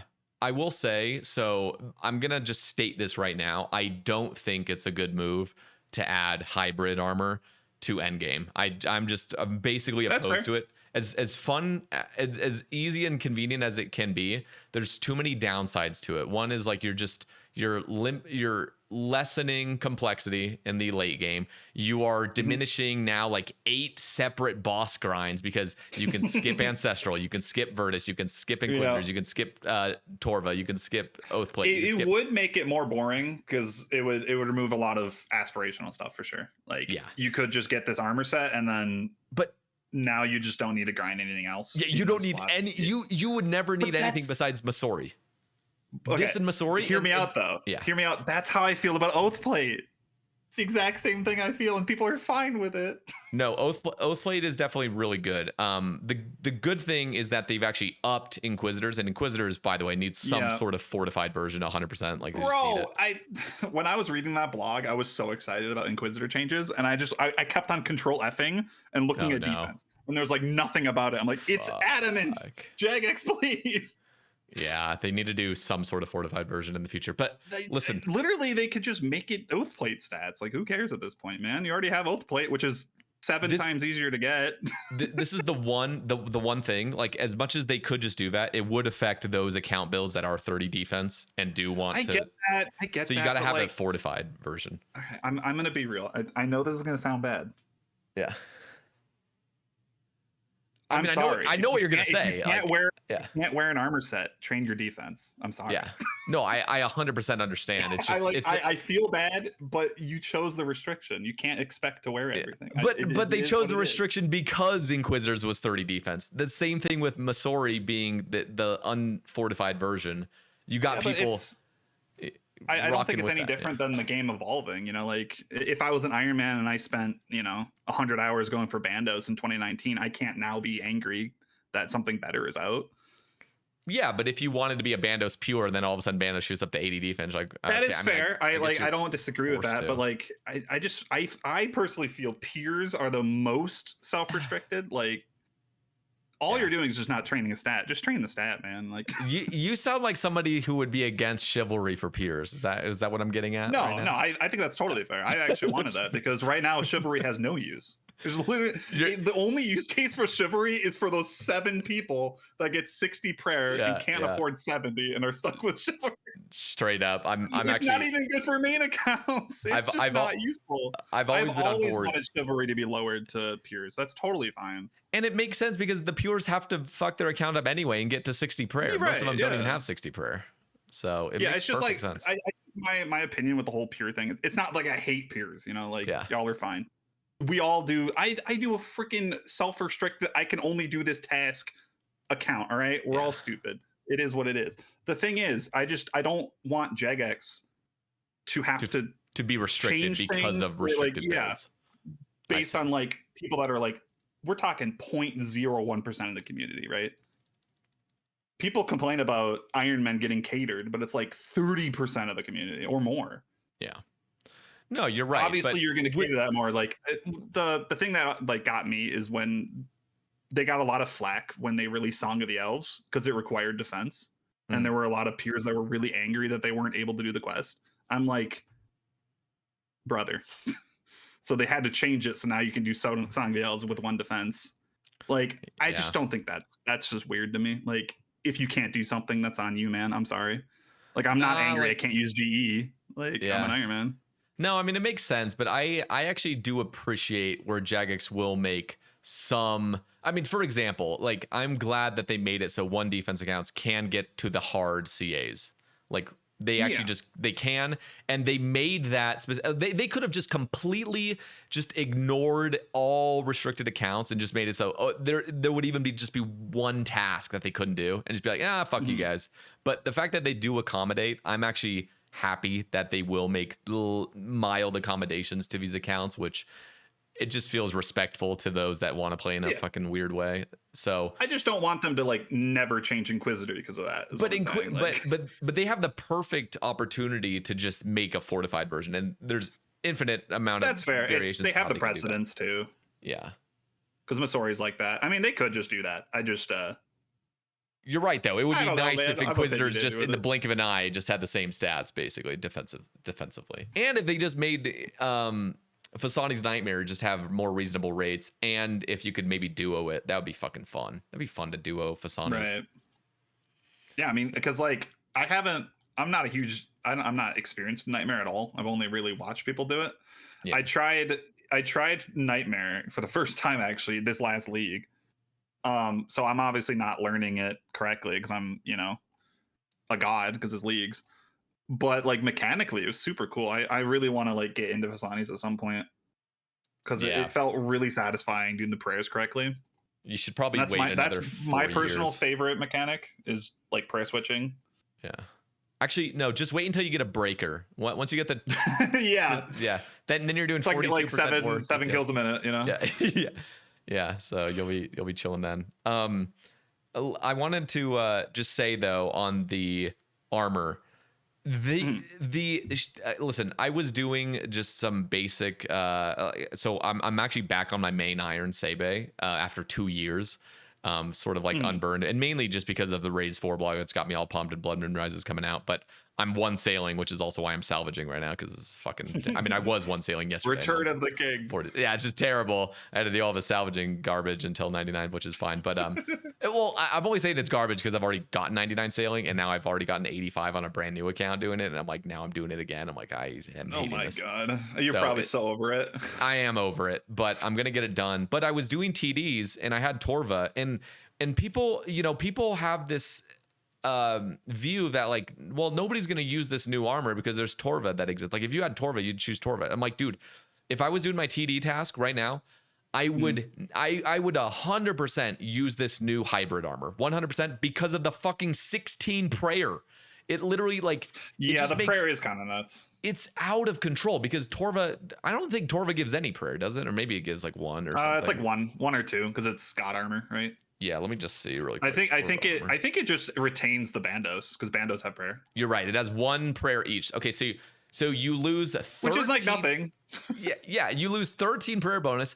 You lose all the accuracy that this new hybrid armor is getting, and you're only losing 5 melee strength. 5. Like 5 melee strength for an entire set is a drop in the bucket. Like that's the equivalent. Yeah, they make of it sound like it's a big or, deal. They said it's a max hit, but it's like that's a whole armor set for one max hit. That's not much, man. Yeah, it's nothing. See, I agree the armor is like super overtuned, but like the way I see it is the opposite of you. I think that just means Torva's not good enough. I've always thought Torva needs +2 strength on each piece. It does at this point. You know what it's the strength armor. It has no accuracy. It needs more. It's already tanky enough. It's good. It needs just more strength. Let me get your take on this right now. What if Torva got a decent chunk of stab bonus and it became the stab armor just overnight? I don't think that's bad because I mean thematically it makes sense. Nex is weak to stab. Yeah. So it becomes I don't think it would like solve the Torva issue, but it would certainly help. Yeah, because if the set was given roughly 24 stab bonus, all of a sudden like what Outplayed is. Yeah, all of a sudden you got a very competing armor and then the Nex feels even better, especially because Nex is weak to stab. So when people are bringing their fangs there, you could use Torva against it and get even more accuracy there, which would be actually makes some sense. And you're right. I mean, we're at that point where Nex is becoming less and less just desirable to even go grind. And especially really at this point, it's get the ZCB and dip. But which is now not the easy, ZCB but, like, isn't that's even kinda- going to be useful because That's it's what I'm double saying. crossbows. Yeah. True. Fuck. I mean, the ZCB will still be the spec weapon. Like, I mean, if you're a main account doing group content, it is the best spec weapon in the game. But like as an Iron Man, I think it's still good, but it's not as crazy because like all the speed times, all the super fast rating, everyone brings a ZCB. It's like a core part of it. Nah, but it would. So it's an insanely powerful item, but like it is honestly kind of skippable nowadays. Yeah. With how many spec weapons we're getting and everything. Yeah. I don't know. I'm trying to think of something that would. I would be okay with if Torva even just had one additional strength per piece. I think that would even go a long way. They could do one for each of the piece, 2 for the armor, so then it's a guaranteed max hit. Or 2 for the body, I should say. Sorry. I see. Because 3 wouldn't give you a max hit in some setups, so that kind of feel bad. Yeah. But yeah, I think it really just Torva needs help. I don't know. Like it's not like I don't want it to go back to you have to grind Torva like it was 7 years ago or whatever it was now, 5 years ago, because it was the only option. But I don't know. It's just kind of, it always depresses me when like they release something that's arguably better and easier to get. Like that's not how design should work. Yeah. Like Oathplate is easier to get into, easier to get, and it's arguably better than Torva in 9 out of 10 situations. Yeah. No, So, I mean, at least there needs to be a drawback there, you know? At least the drawback is you're not getting Zarai Van Braces. You're not getting a ZCB from Yama. So there's the drawback. You're not getting an But you're getting the Soul Flame Horn. It's so good, man. That's true, but it's not like that. I'm joking. That item's okay. I was gonna say. I mean, it's good, but like you only need one person in the party to use it. Yeah. No. But so it is just the armor boss. I think the biggest reason why Yama is just so piss easy is because you do Wild Gothic Sleeps, get a synapse, and then you're just a god there with your Emberlight, which is wild. But I'm concerned about this new hybrid armor. I really hope they just sort of, in my view, I know many people would love a hybrid armor because it's going to just be more chill. Everything's going to be more chill. You can have an armor that's super cracked. Of course, people want that, but I think it's going to really diminish a lot of other grinds. It's just no incentive to grind anything else besides just rush raids 4, and then do Toa for. Yeah, we don't want that for sure. Yeah, because that's kind of how it was for a bit with raids 3. You just rush a Fang and do all content. Yep. Until they nerfed the Fang, which that wasn't a good meta either. Yeah. I'd be totally fine with them toning it down. Like it doesn't need to be insanely good in every aspect. Like they could remove the prayer and that would do a lot of heavy lifting. Maybe just remove the accuracies in general. It doesn't need the +5 stab. If they were to crush, like it doesn't need that. You're right. If they were to remove, if we were insistent on it being a hybrid armor, I would say drastically reduce the prayer to like just 1 prayer per piece. Like there's no reason it should basically be in par with Proselyte. It is Proselyte, that shit everywhere. Like it's out of control. So if you were just to you literally slash would the prayer, never use Proselyte because it has strength bonus. Yeah, it's a wild piece of armor. So if they got rid of the accuracy and then they drastically reduced the prayer, I'm instantly feeling much, much better about it. They could just maybe instead of 5, maybe make it like 1 or 2 accuracy. That would be a lot less impactful, but still feel like I should put this on for a bit more accuracy. Yeah, for sure. That's the great thing about it, though. I think as a concept, it's designed fine. It's just the numbers, and those, in my opinion, are just need some tweaking. Yeah. Okay. Have we talked about the breaker? I forget. We did talk about it. We were complaining about the 5-tick, 3-tick, how it has 2 different effects. That's my thing. They just removed the 3-tick and it's good. Okay. The other, I guess just the other 2 things, well, I guess just one thing really was that weird elemental sort of imbue. I think it's on your character. Is that what you gathered from it? I honestly have no clue. When I first read it, I thought it was going to be like a consumable. And I'm like, that sounds annoying. But then I reread it and I'm like, wait, I honestly have no clue. Yeah, it feels weird to just. It doesn't sound like a slot, so it must be just like maybe you like maybe they have like a totem or something at the raid that you click and it changes. I don't know, man. I have no clue. Yeah, Sounds cool, I guess. It's kind of like a token upgrade. It's not like insane or anything. yeah, it just feels bizarre to have just some random like locked onto your character. Like now you just do 2 extra max hits on all your elemental spells for. Yeah, it does seem a little like, we could probably go without that, but Yeah, I mean, I maybe it still has some want. sort of use in the raid or something. Yeah, because I still want elemental spells to do good, but it should be something more thematic. Like maybe I don't know, like some standard spellbook tome that you get that then just enhances the kind of look of your standard spellbook. So now it's like an imbued standard spellbook, and now you're getting the thing. Like just something Yeah, that feels that less sounds like. way better. Yeah. Because if it's something, if they're going for where you have to change it constantly, that's just annoying. Oh yeah, that would be terrible. Honestly, yeah, just make it a tome where you just read it and now you just have a permanent +2 to all elemental, and that's fine. You don't have to overcomplicate it. Yeah, yeah. Like that would make it so like trying to learn early raids 4s is desirable. Mm-hmm. And that's good. It would get people to try it out. Yeah. So when Blood Moon Rises comes out and Raids 4 comes out, do you have any plans to like jump back to like a normal account to grind that, or are you just pretty much task locked? Oh, that's so tough because like it's so hard to get motivated on the main iron because like I'm getting pretty in the rat now. Like Yep. the main iron Nooble Dooble is so far PVM wise compared, but like they're almost the same collection logs, which is insane to me now. Oh shit. I mean, you've done some weird fucking tasks, to be fair. True. So that's probably why. Like I think time spent, the main iron is still way ahead, but it's just hard to get motivated because like in the back of my mind, I'm like, I'm gonna eventually have to do this on the rat anyway. Yeah. Why waste my time? So I think it would be a thing of just hop on to have fun for a few days with the boys, but not actually grind it, is probably how I'm gonna treat it until I actually roll it. And I mean, soon it won't be an issue because like the rat's getting close to like the elite tier, which that's the raid tier. I'll start rolling that stuff. So yeah, holy shit. It won't be an issue. I'll have to do it with Garbanzo gear. So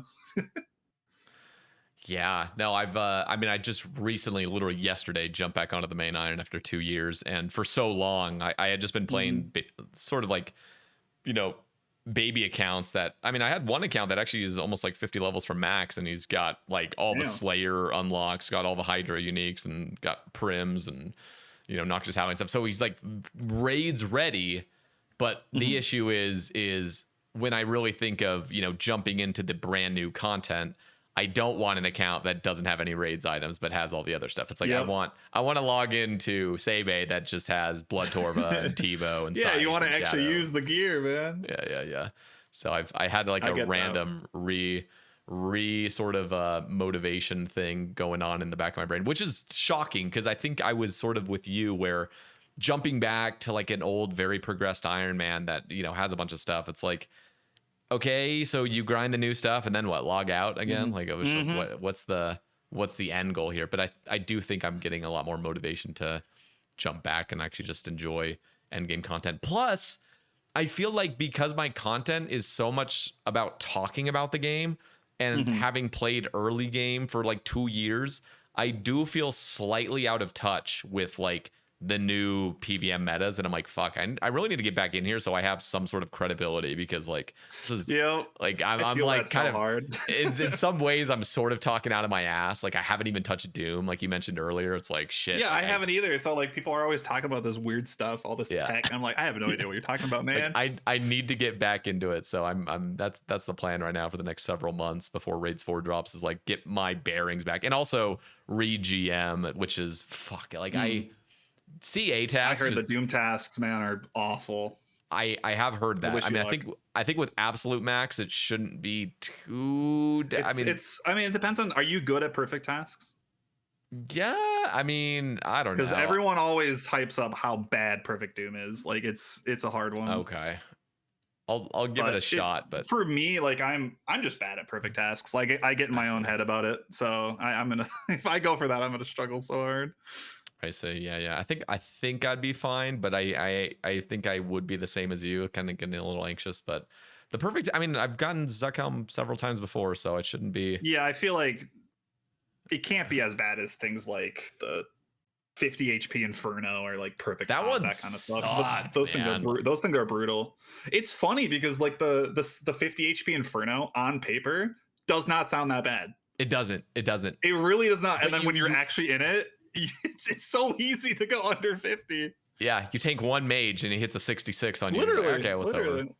over? Yeah, or you just get really unlucky on like just certain spots where you just take a little bit of chip damage on like you just have to on Zuck or something. Yeah, you just have to play weird where like, I mean, at wave, 56 and then at wave 63, I was just pre-brewing, after my 8th attempt at the fucking task. Cause I'm like, this is not worth trying to preserve brews for heal. Cause I was constantly preparing for so many brews for healers, obviously, like you mentioned.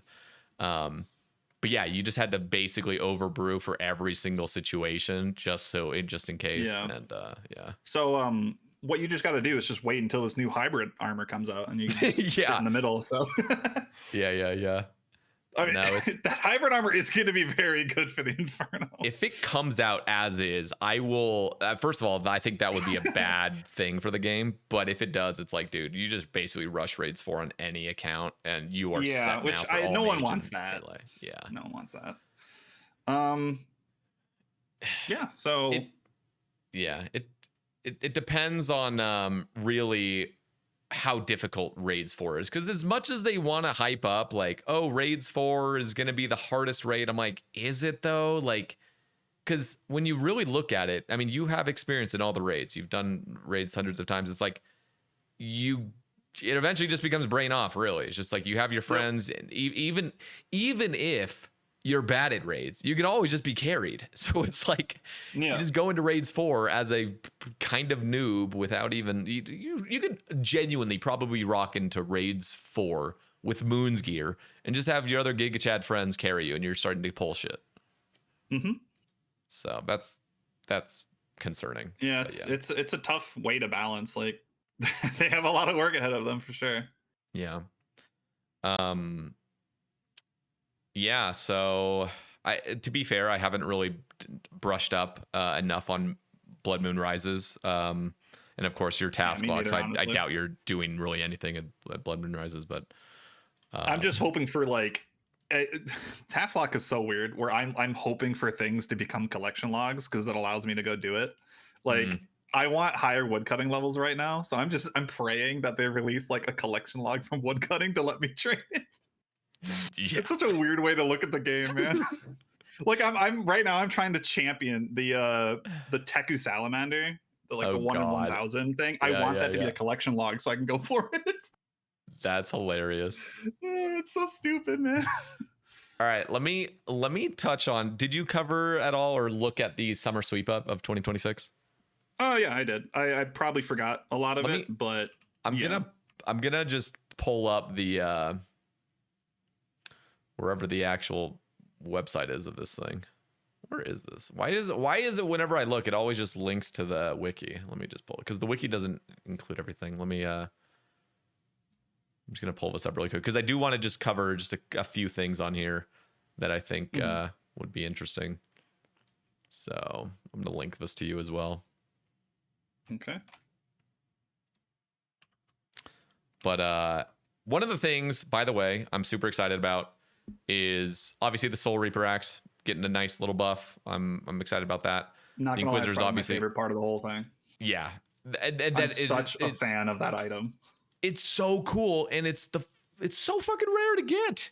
It's so rare to get. I've been wanting it to be good. Like I've been talking about with my friends. Like with the changes, I'm not gonna lie, it kind of feels like a mini mega rare. It's not a bad item at all. It's really good. I love that. The beauty of it is it has really good slash, obviously, but it's a really good crush option too. Like I think it beats the bludgeon almost everywhere. Oh yeah, and it will now, I'm sure. Yeah, like I'm so glad that they finally stopped doubling down on the HP drain. Like it's such a more fun item, not having to worry about HP. You're right. Like that's just never a fun mechanic. I don't think, like in any game personally, but The one cool thing, the only cool thing about it was the fact that you could instantly heal 40 HP. Right. So I But remember that's HP you lost because of it. So it's like yeah. solving its own issue, you know? But it was cool. I do agree. There were a couple situations, like for example, Awakened Duke. If you went into Awakened Duke and you had that who the fuck's using that Soul Reaper X there anyway? You're going to be using the Arclight and the Scythe. But like if you did have the Soul Reaper X and you did get into a really sticky situation, and just being able to like proc that guaranteed 40 plus eat a food, like combo food or whatever, it could be like cool. It could actually work to be positive HP, because you could like use the Soul Reaper and then Blood Fury, that 40 that you lost. So then you just now have like a 40 you can heal anytime. So that is sad that we lose that, but I think that's just like unneeded complexity. It didn't need that. It's already such a cool item. Like it looks amazing. It feels good to use, because hard hitting weapons are just super fun. That's just how it is. And it hits really hard, because like I grinded the Scythe on my Iron Man. I guess I haven't made any content on it, so I guess it's a spoiler, but I eventually got a Scythe on my main Iron, and I did all my KC with the Soul Reaper X, and it was so fun on Verzik hitting 75s. Like that's just, I fucking bet. Yeah. I never got bored of it. Never got bored of it. That's another cool thing about jumping back onto the main irons. Like I have a Soul Reaper Axe. I'm like, oh shit, I'm going to be able to fuck around with that thing. That's gonna be fun. And the mace is getting a huge buff, which is exciting. Yeah. Was that the item you went super dry on at Nightmare? Like you went dry on something. Yeah. No, that was the item. Was it the mace? It was the mace, and so okay, they're buffing it just for you, man. Yeah, 9 months straight of normal Nightmare. Okay, so that is what I remember. Like I just remember I would hop in your stream every now and then and just still do Nightmare. I'm like, oh my god, bro! Day one Fasani's account while you were here. Day one Fasani's, I pulled the mace. Just insane. Oh, that's so brutal. Yeah, I mean it was 18 hours in. Awesome, I was rank 1 on the high scores for Fasani's for the day, and I pulled it. It was like bittersweet. It was just incredible, but yeah, it was. I bet you're just glad to be done. That's like a year of your life. It was still to this day, I think, the most sort of like out of body experience I've had with RuneScape, of like looking at the item on the ground and like I had totally lost the plot. Like I was just on autopilot. It's just, okay, I kill this thing. This is my purpose. Like I don't even know what the purpose is for now to actually do this, but I'm just doing it. And then all of a sudden you see the item and you're like, wait, it's over. Like this is weird. I wasn't even expecting it. So all of a sudden those 9 months don't feel like anything. At least that's what happens to me. Yeah. No, it still you kind of forget how long it was. It does. Okay. The trauma was deep buried in my psyche somewhere. I don't think I've ever had like a 9-month dry streak. This just sounds awful. Not only was it 9, it was 9 months straight. I mean, that's all I was doing. Like, and I was grinding like 12-hour days. Like this is. Oh my god. But okay, the other thing, and they've already kind of talked about this, was Chambers. They're just kind of pretty much just like gonna ignore this for the time being because Raids 4 blog just dropped. But they need to. I'm sorry, they need to just straight up buff the drops there. It's just everything's way too goddamn rare in my view. Do you share that opinion, or what do you think? Oh, easily. I think it's objectively a bad distribution of purples. 58% of your purples being arguably bad after you've done the raid 100 times. It's just not good. Like on a main account, sure. Like Dex actually accounts for a big portion of the money, but it doesn't feel good. So that's what matters more than what actually happens. So, I mean, one of the proposals was just increase the purple rate and then make scrolls rarer. I think that's fine. That doesn't really it's not going to completely solve it, but it'll be something. Yeah. I think that's fair. I think my core issue isn't even the scrolls being so common. It's just purples are just too rare there. Like I think we're just so used to TOA and TOB being a lot more generous and like fair. Yeah. They just respect your time more. Chambers, they do. Yeah, that's literally what it comes down to. Like Chambers has the most purples and the rarest, so it's just like dramatically worse to finish. Yeah. It's a bad spot to be in at the moment. If it were up to me, the way I saw it, and I know this is very radical, but it's the way I see it. And this would be the final band-aid to finally rip off, instead of like again in 2 years from now, oh, we're gonna make some further changes in 2 years after. Yeah. Like if it were up to me, the full band-aid rip-off right now would be completely okay. Prayer scrolls are untradeable now. Whatever they need to do to make amends for those that have them on the Grand Exchange, do whatever is. I'm not even gonna go down that route, but if you need to make accommodations and amendments to those that have them stored, maybe just sort of bail them out with just injecting cash into the game, whatever the fuck they would need to do to make that happen. That's fine, but just make them untradeable. And it's just like a tertiary drop that you get for doing chambers. It's like you do chambers, you eventually get the scrolls, just like Royal Titans. They're untradeable, just like Piety, just like Chivalry. It's like all these things are untradeable. And going forward, we could also do the same thing if we ever get new prayers. They're just untradeable. And then what you do is double the drop rates of all the remaining purples across the board. So now there's 10 purples. Every single thing is doubled. By the way, the prayer scrolls right now take up about 58% or 56% of the drops. It's like 58. So if they were to do this crazy radical Band-Aid ripoff right now, purples are still more rare than they are right now, technically. Yeah. But every single purple you get is actually going to be an item. And you've now dropped the amount of time it takes to get a T-bow from like 400 plus hours for the average dude, like an average like decent PVMer, to now 200, which feels much more fair. And in Ancestral, doesn't take longer than it takes to get a T-bow on an account. Yeah. I don't hate that idea. You weren't kidding. That's pretty radical. It's very radical, but it's like, dude, if we could just do this, like it just fixes so much, and it just makes the raid feel so much better. That's not bad. I feel like there are a lot of pitfalls with that you can't really foresee, but I do like that a lot more. The T-bow, Ancestral are just, they're such a problem because, like, do you need them to enjoy RuneScape? No, but everyone wants them, obviously.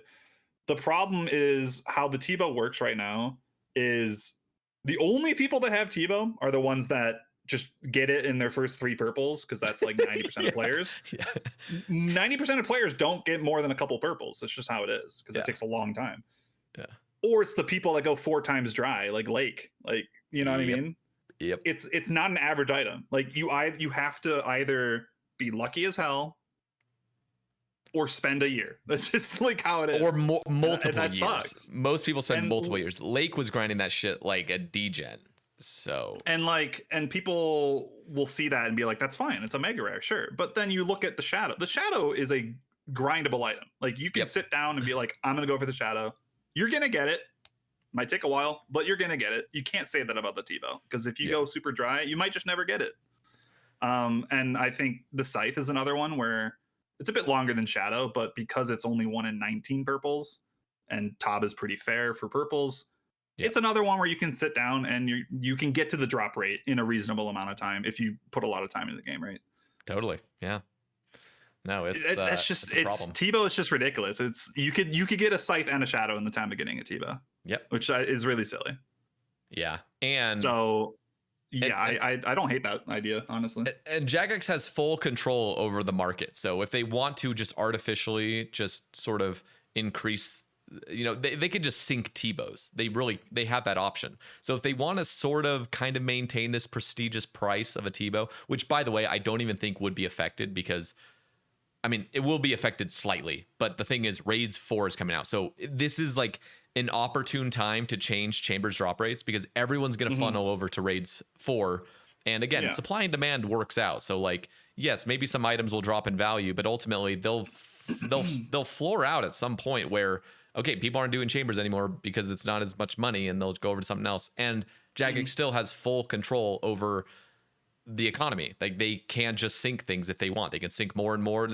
We have no say in that. They can just do it. And when you look at literally any other time they've made radical changes to drop tables, look at Nightmare. Nightmare has had continuous changes to, I mean, they've had like 7 or 8 different things. Has one person ever on Reddit made a post complaining that Nightmare became more common? Like Nightmare draws game. Literally, I never saw one fucking post after 7 different iterations of them buffing it. It was just all across the board, like a good positive thing. And I think the same thing would go for Chambers. Like Chambers would just feel better. I mean, like what you said earlier, it really just comes down to respecting your time, you know? Yeah. Like Chambers doesn't respect your time as much as other content. It's just like it's the extreme. Like it's the opposite direction. Like I would even say like Toa is the opposite problem where it's too easy to get the items. And like Tob, in my opinion, is like kind of in the sweet spot. Yeah, it's a pretty good sweet spot. Yeah, I mean, like it's too rare, you know? Yeah. I wanted to touch briefly on this is my own. Have you done any Hallowed Sepulchre?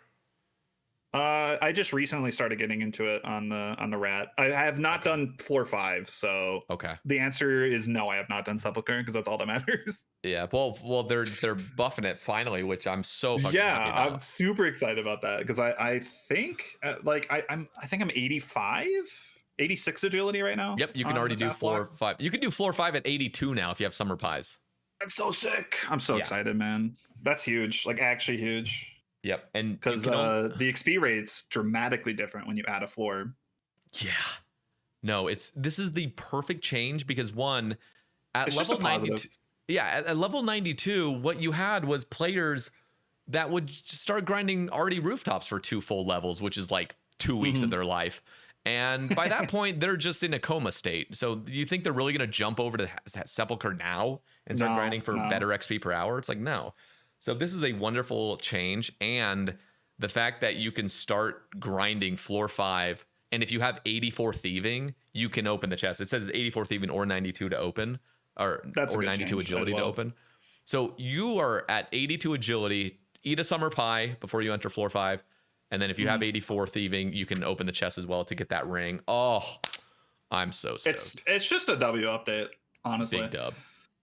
Because like to get the best XP rates at Sepulchre, you need floor 5, obviously.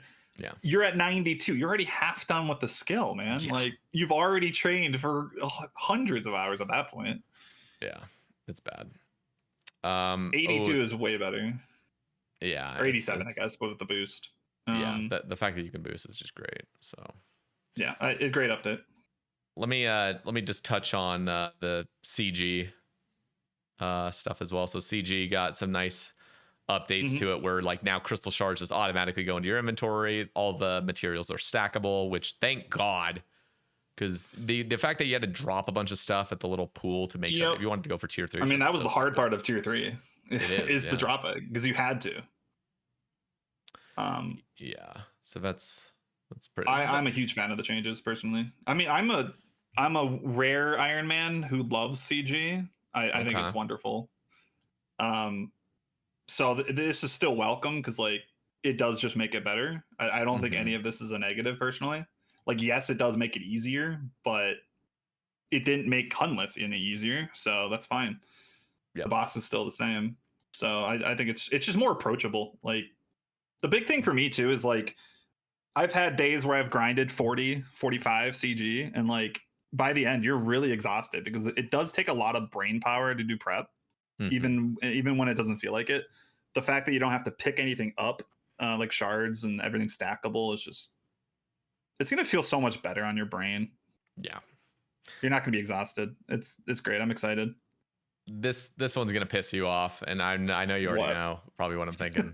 Bell's Folly drop rate increased to 1 in 75. No, I'm so upset, bro. I was so pumped for it to get a buff. Like they were hinting at it getting a buff, like a stat buff or some sort of cool effect. And then of course they just and listen, I'm one of the people that actually spooned Bell's Folly, so it already had changed to 1 in 256, so it wasn't even 1 in 400. And then I got the drop at like 75ish anyway. So I'm just like, okay, well, whatever. You want to hear something really funny about that? Let's hear it. So obviously when I get the roll is when I have to do it. I did the Shellbane Griffin grind. It took me 1224 to get it. The next week is when they did the changes to 1 in 256 and the task changes. I spent like 25 hours tutorial skipping because it was so hard to get a task and you couldn't extend them. Christ. And then it's just like, okay, I could have saved 30 hours if I just waited a week. Oh, that is so frustrating. And then the 1 in 75, dude. Yeah, the thing is that I think getting past my grief. That's a good update because like it needs to be common, man. Like you can get a zombie axe in an hour. So like Yeah. why would you spend several hours getting a Bell's Folly when you can just get a zombie axe? You know what I mean? Well, So it's a good update. My opinion on it was I actually wish they would have kept it at 1 and 256 and then this made it slightly better than a zombie axe. Personally. That also fair. Yeah. I mean, the fact that it's weaker than a zombie axe, I think is really strange. Like it does have actually lower stats, which I've never understood. It should just be the same. Yeah. They're the same type of item. I don't know. Were they scared about it making it too strong for Toa? I don't know. It's very weird. I wish they would. I think that would have been fine. Yeah, just make it a little bit better than what it was. I think especially because the Sae Bae Griffin has the worst drop table in the game. Still, it's terrible. I like I said, I did like 1220, and I think my loot tab was like 3 mil or 4 mil. It was what the hell? Like, what is that? Jesus, what is that, man? Why did they so do bad? That? Why do they do that kind of stuff? I just don't get it, man. It's just like spitting in your face, kind of low-key. It's so bad. Yeah. I wish they would have buffed it because this is one of the problems. I mean, by the way, Sae Bae Griffin was like my goat grind because I got the pet at 20 and then I got the Bell's Folly at 70. So I was just on cloud 9 the whole time. It was great. But I don't know if you know Scott VC on Twitch. Do you know him? Yeah, he's the Iron Man pet hunter. Yeah. So he completed all pets just recently, but one of his pet grinds that he was on sort of toward the end was the Sae Bae Griffin, and he went 16,000 for it. And imagine the amount of skipping you have to do, but that's 16,000 for it. And this is one of my issues with the 1 in 75 Bell's Folly rate. If he had grinded 16,000 of those, how many fucking Bell's Follies would he have? It's just like, dude. Oh, that is going to be completely worthless. I mean, it is. Yeah, it will be 100% worthless now, which it'll be alk value, whatever it is. Yeah, I just wish they would have buffed it.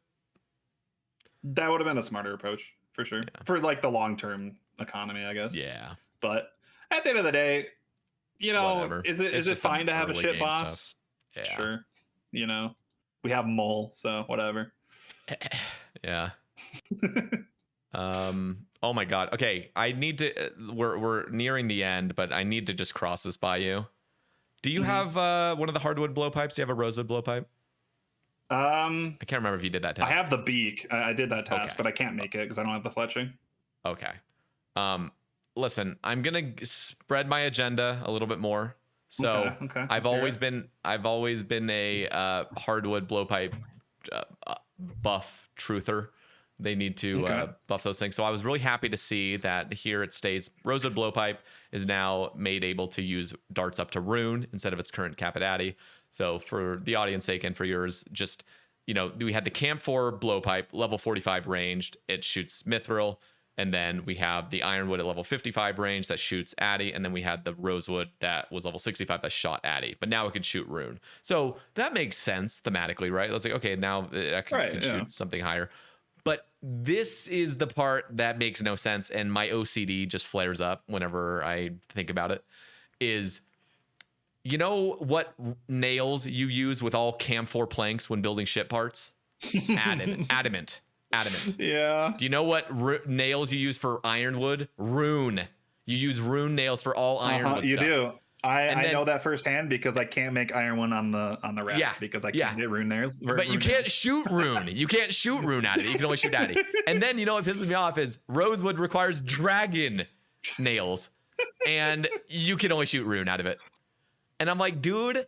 Okay, and this was their whole reasoning for keeping the hardwood blowpipes tame was to not tread on the dragon knife meta at Doom. Like literally, it was just that. It's such a small thing to defend. And so they with this like, who cares? With this update, they've completely trampled on it. So now it is trampled on, and I'm just saying, I'm thinking to myself, dude, for my own OCD, for my sake, for my OCD, can we please just make it so the rosewood blow? And I would even be okay to just have the rosewood only shoot up to amethyst. But honestly, for the theme's sake, I really do think the rosewood blowpipe should be able to shoot up to dragon. Because again, who the fuck is going to be shooting dragon darts out of that thing anyway? You're just going to have a toxic blowpipe. Yeah, if you have the money to do that, you would just use a blowpipe. So I don't. And it would just make that spec, because the only reason the hardwood blowpipe has any sort of use in endgame stuff is because of the spec. Why not have that spec be even cooler, shooting dragon darts out of it? Because you've already trampled over the only thing that you were balancing it over. It is weird that they're taking such a stance on something that, like, in all seriousness, doesn't matter, but they're making a stance on it. You know what I mean? Yeah.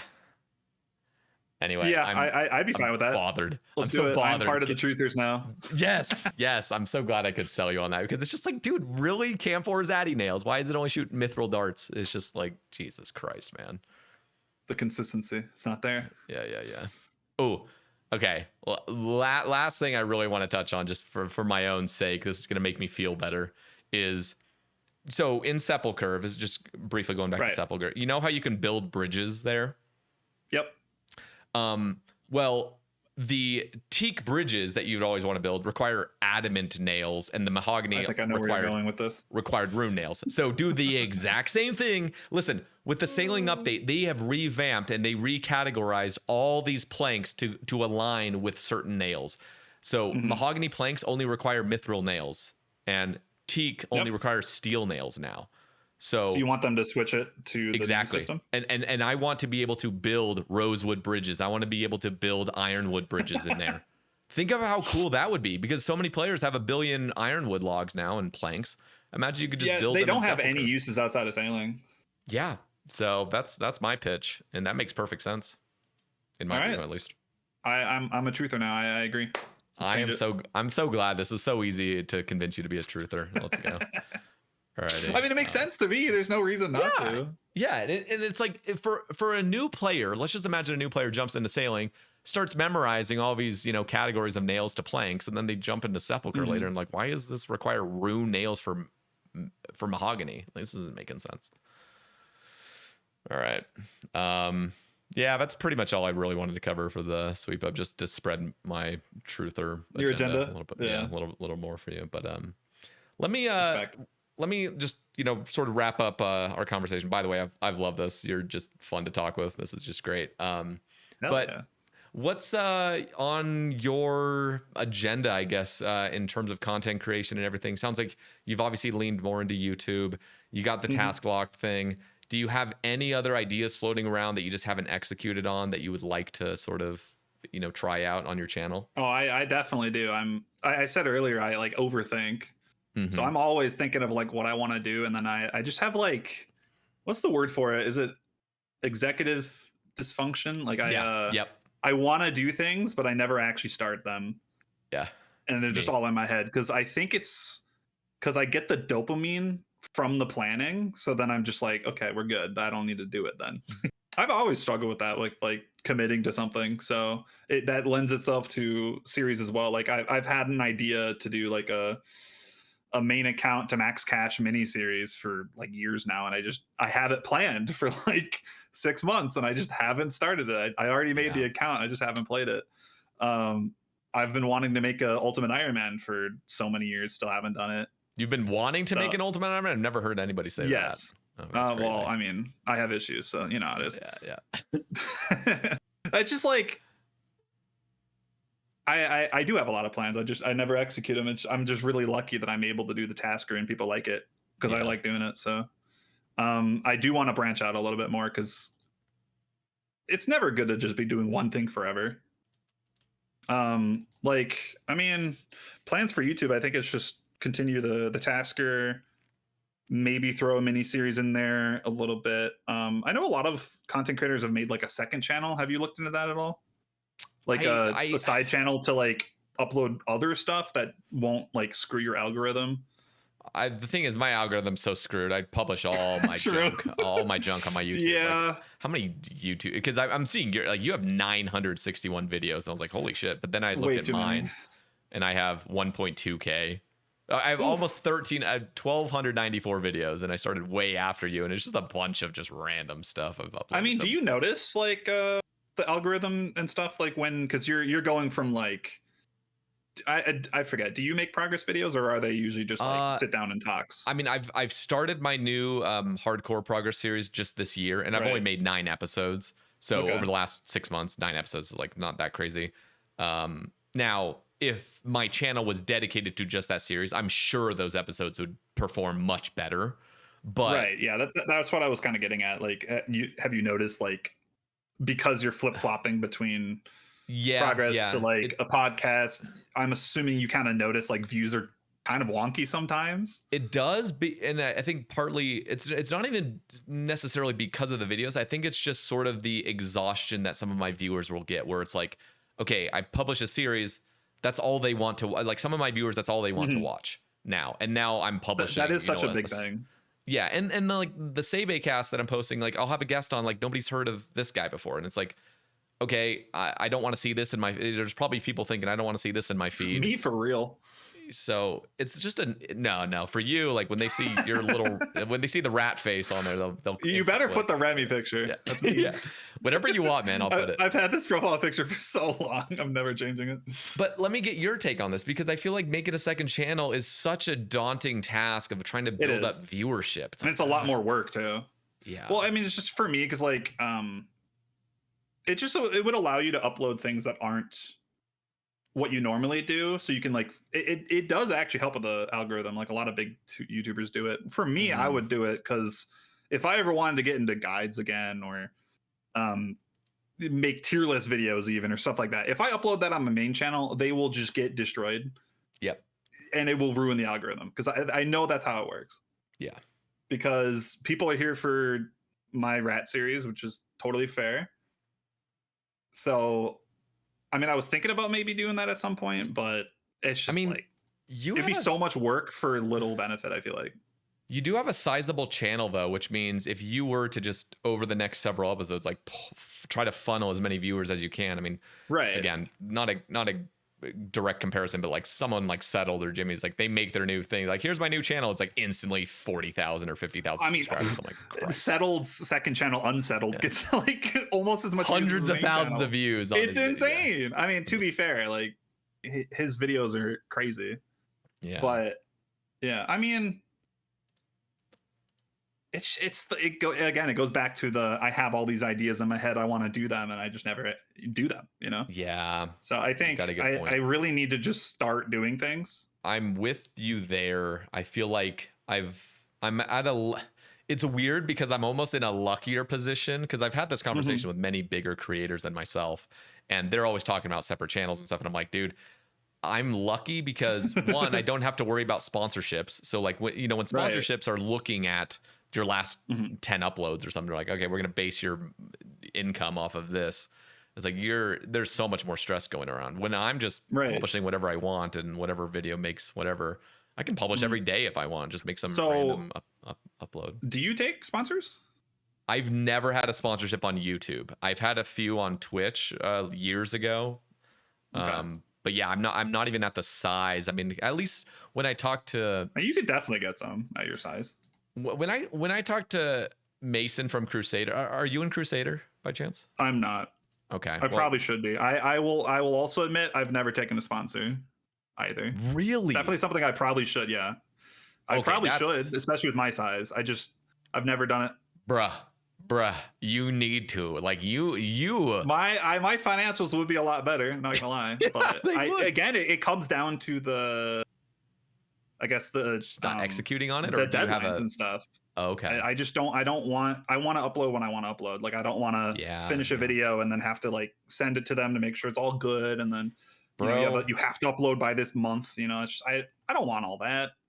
Yeah, like I know that's kind of that's definitely lazy of me, but it's just not how I want to do it. No, that's a good point. I mean, I think where I fall is like, I am lucky that I haven't had to take any sponsorships, because one, I do feel like it does taint videos slightly when you have to. It does. That's another thing too, is like I don't like them when I watch videos, so like I don't want to put in mine. They feel very another insincere. thing too is like I would really need a product I actually care about. Like, I'm not good at lying. I'm not gonna sit here and like, you guys should play Raid Shadow Legends. Yeah, I'm that's not fair. pressured yet, but like if I move out, get my own place, and you know, start, starting a family kind of thing, like maybe I would have to start getting Yeah, a sponsor, and I'll worry about that when I get there. And I that's probably fair. would join like an talent agency, because that's another thing too. I don't want to deal with having to email and Yes. sift through all that garbage, because 90% of it's scams anyway.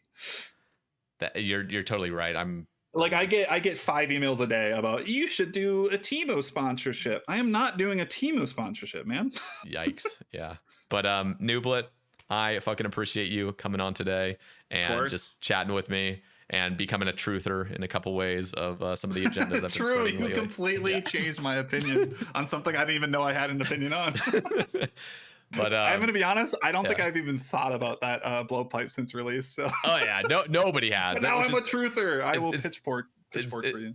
it's the hardest thing to ever like to start pitching at people is like the most like irrelevant content. Like, please guys, come on Wait, board so with how this. often do you mention this to I've been people? well. The reason I even got obsessed with it was because I made that new hardcore series and I wanted to implement Right, a lot of yeah. sailing into it. And I was like, I'm just gonna go for this blowpipe because nobody else is ever gonna do it on an early game Yeah, stage. you're like Where it's the fourth person to make one, right? probably maybe fifth, but yeah, or Okay, fourth or fifth. yeah. But yeah, it's just.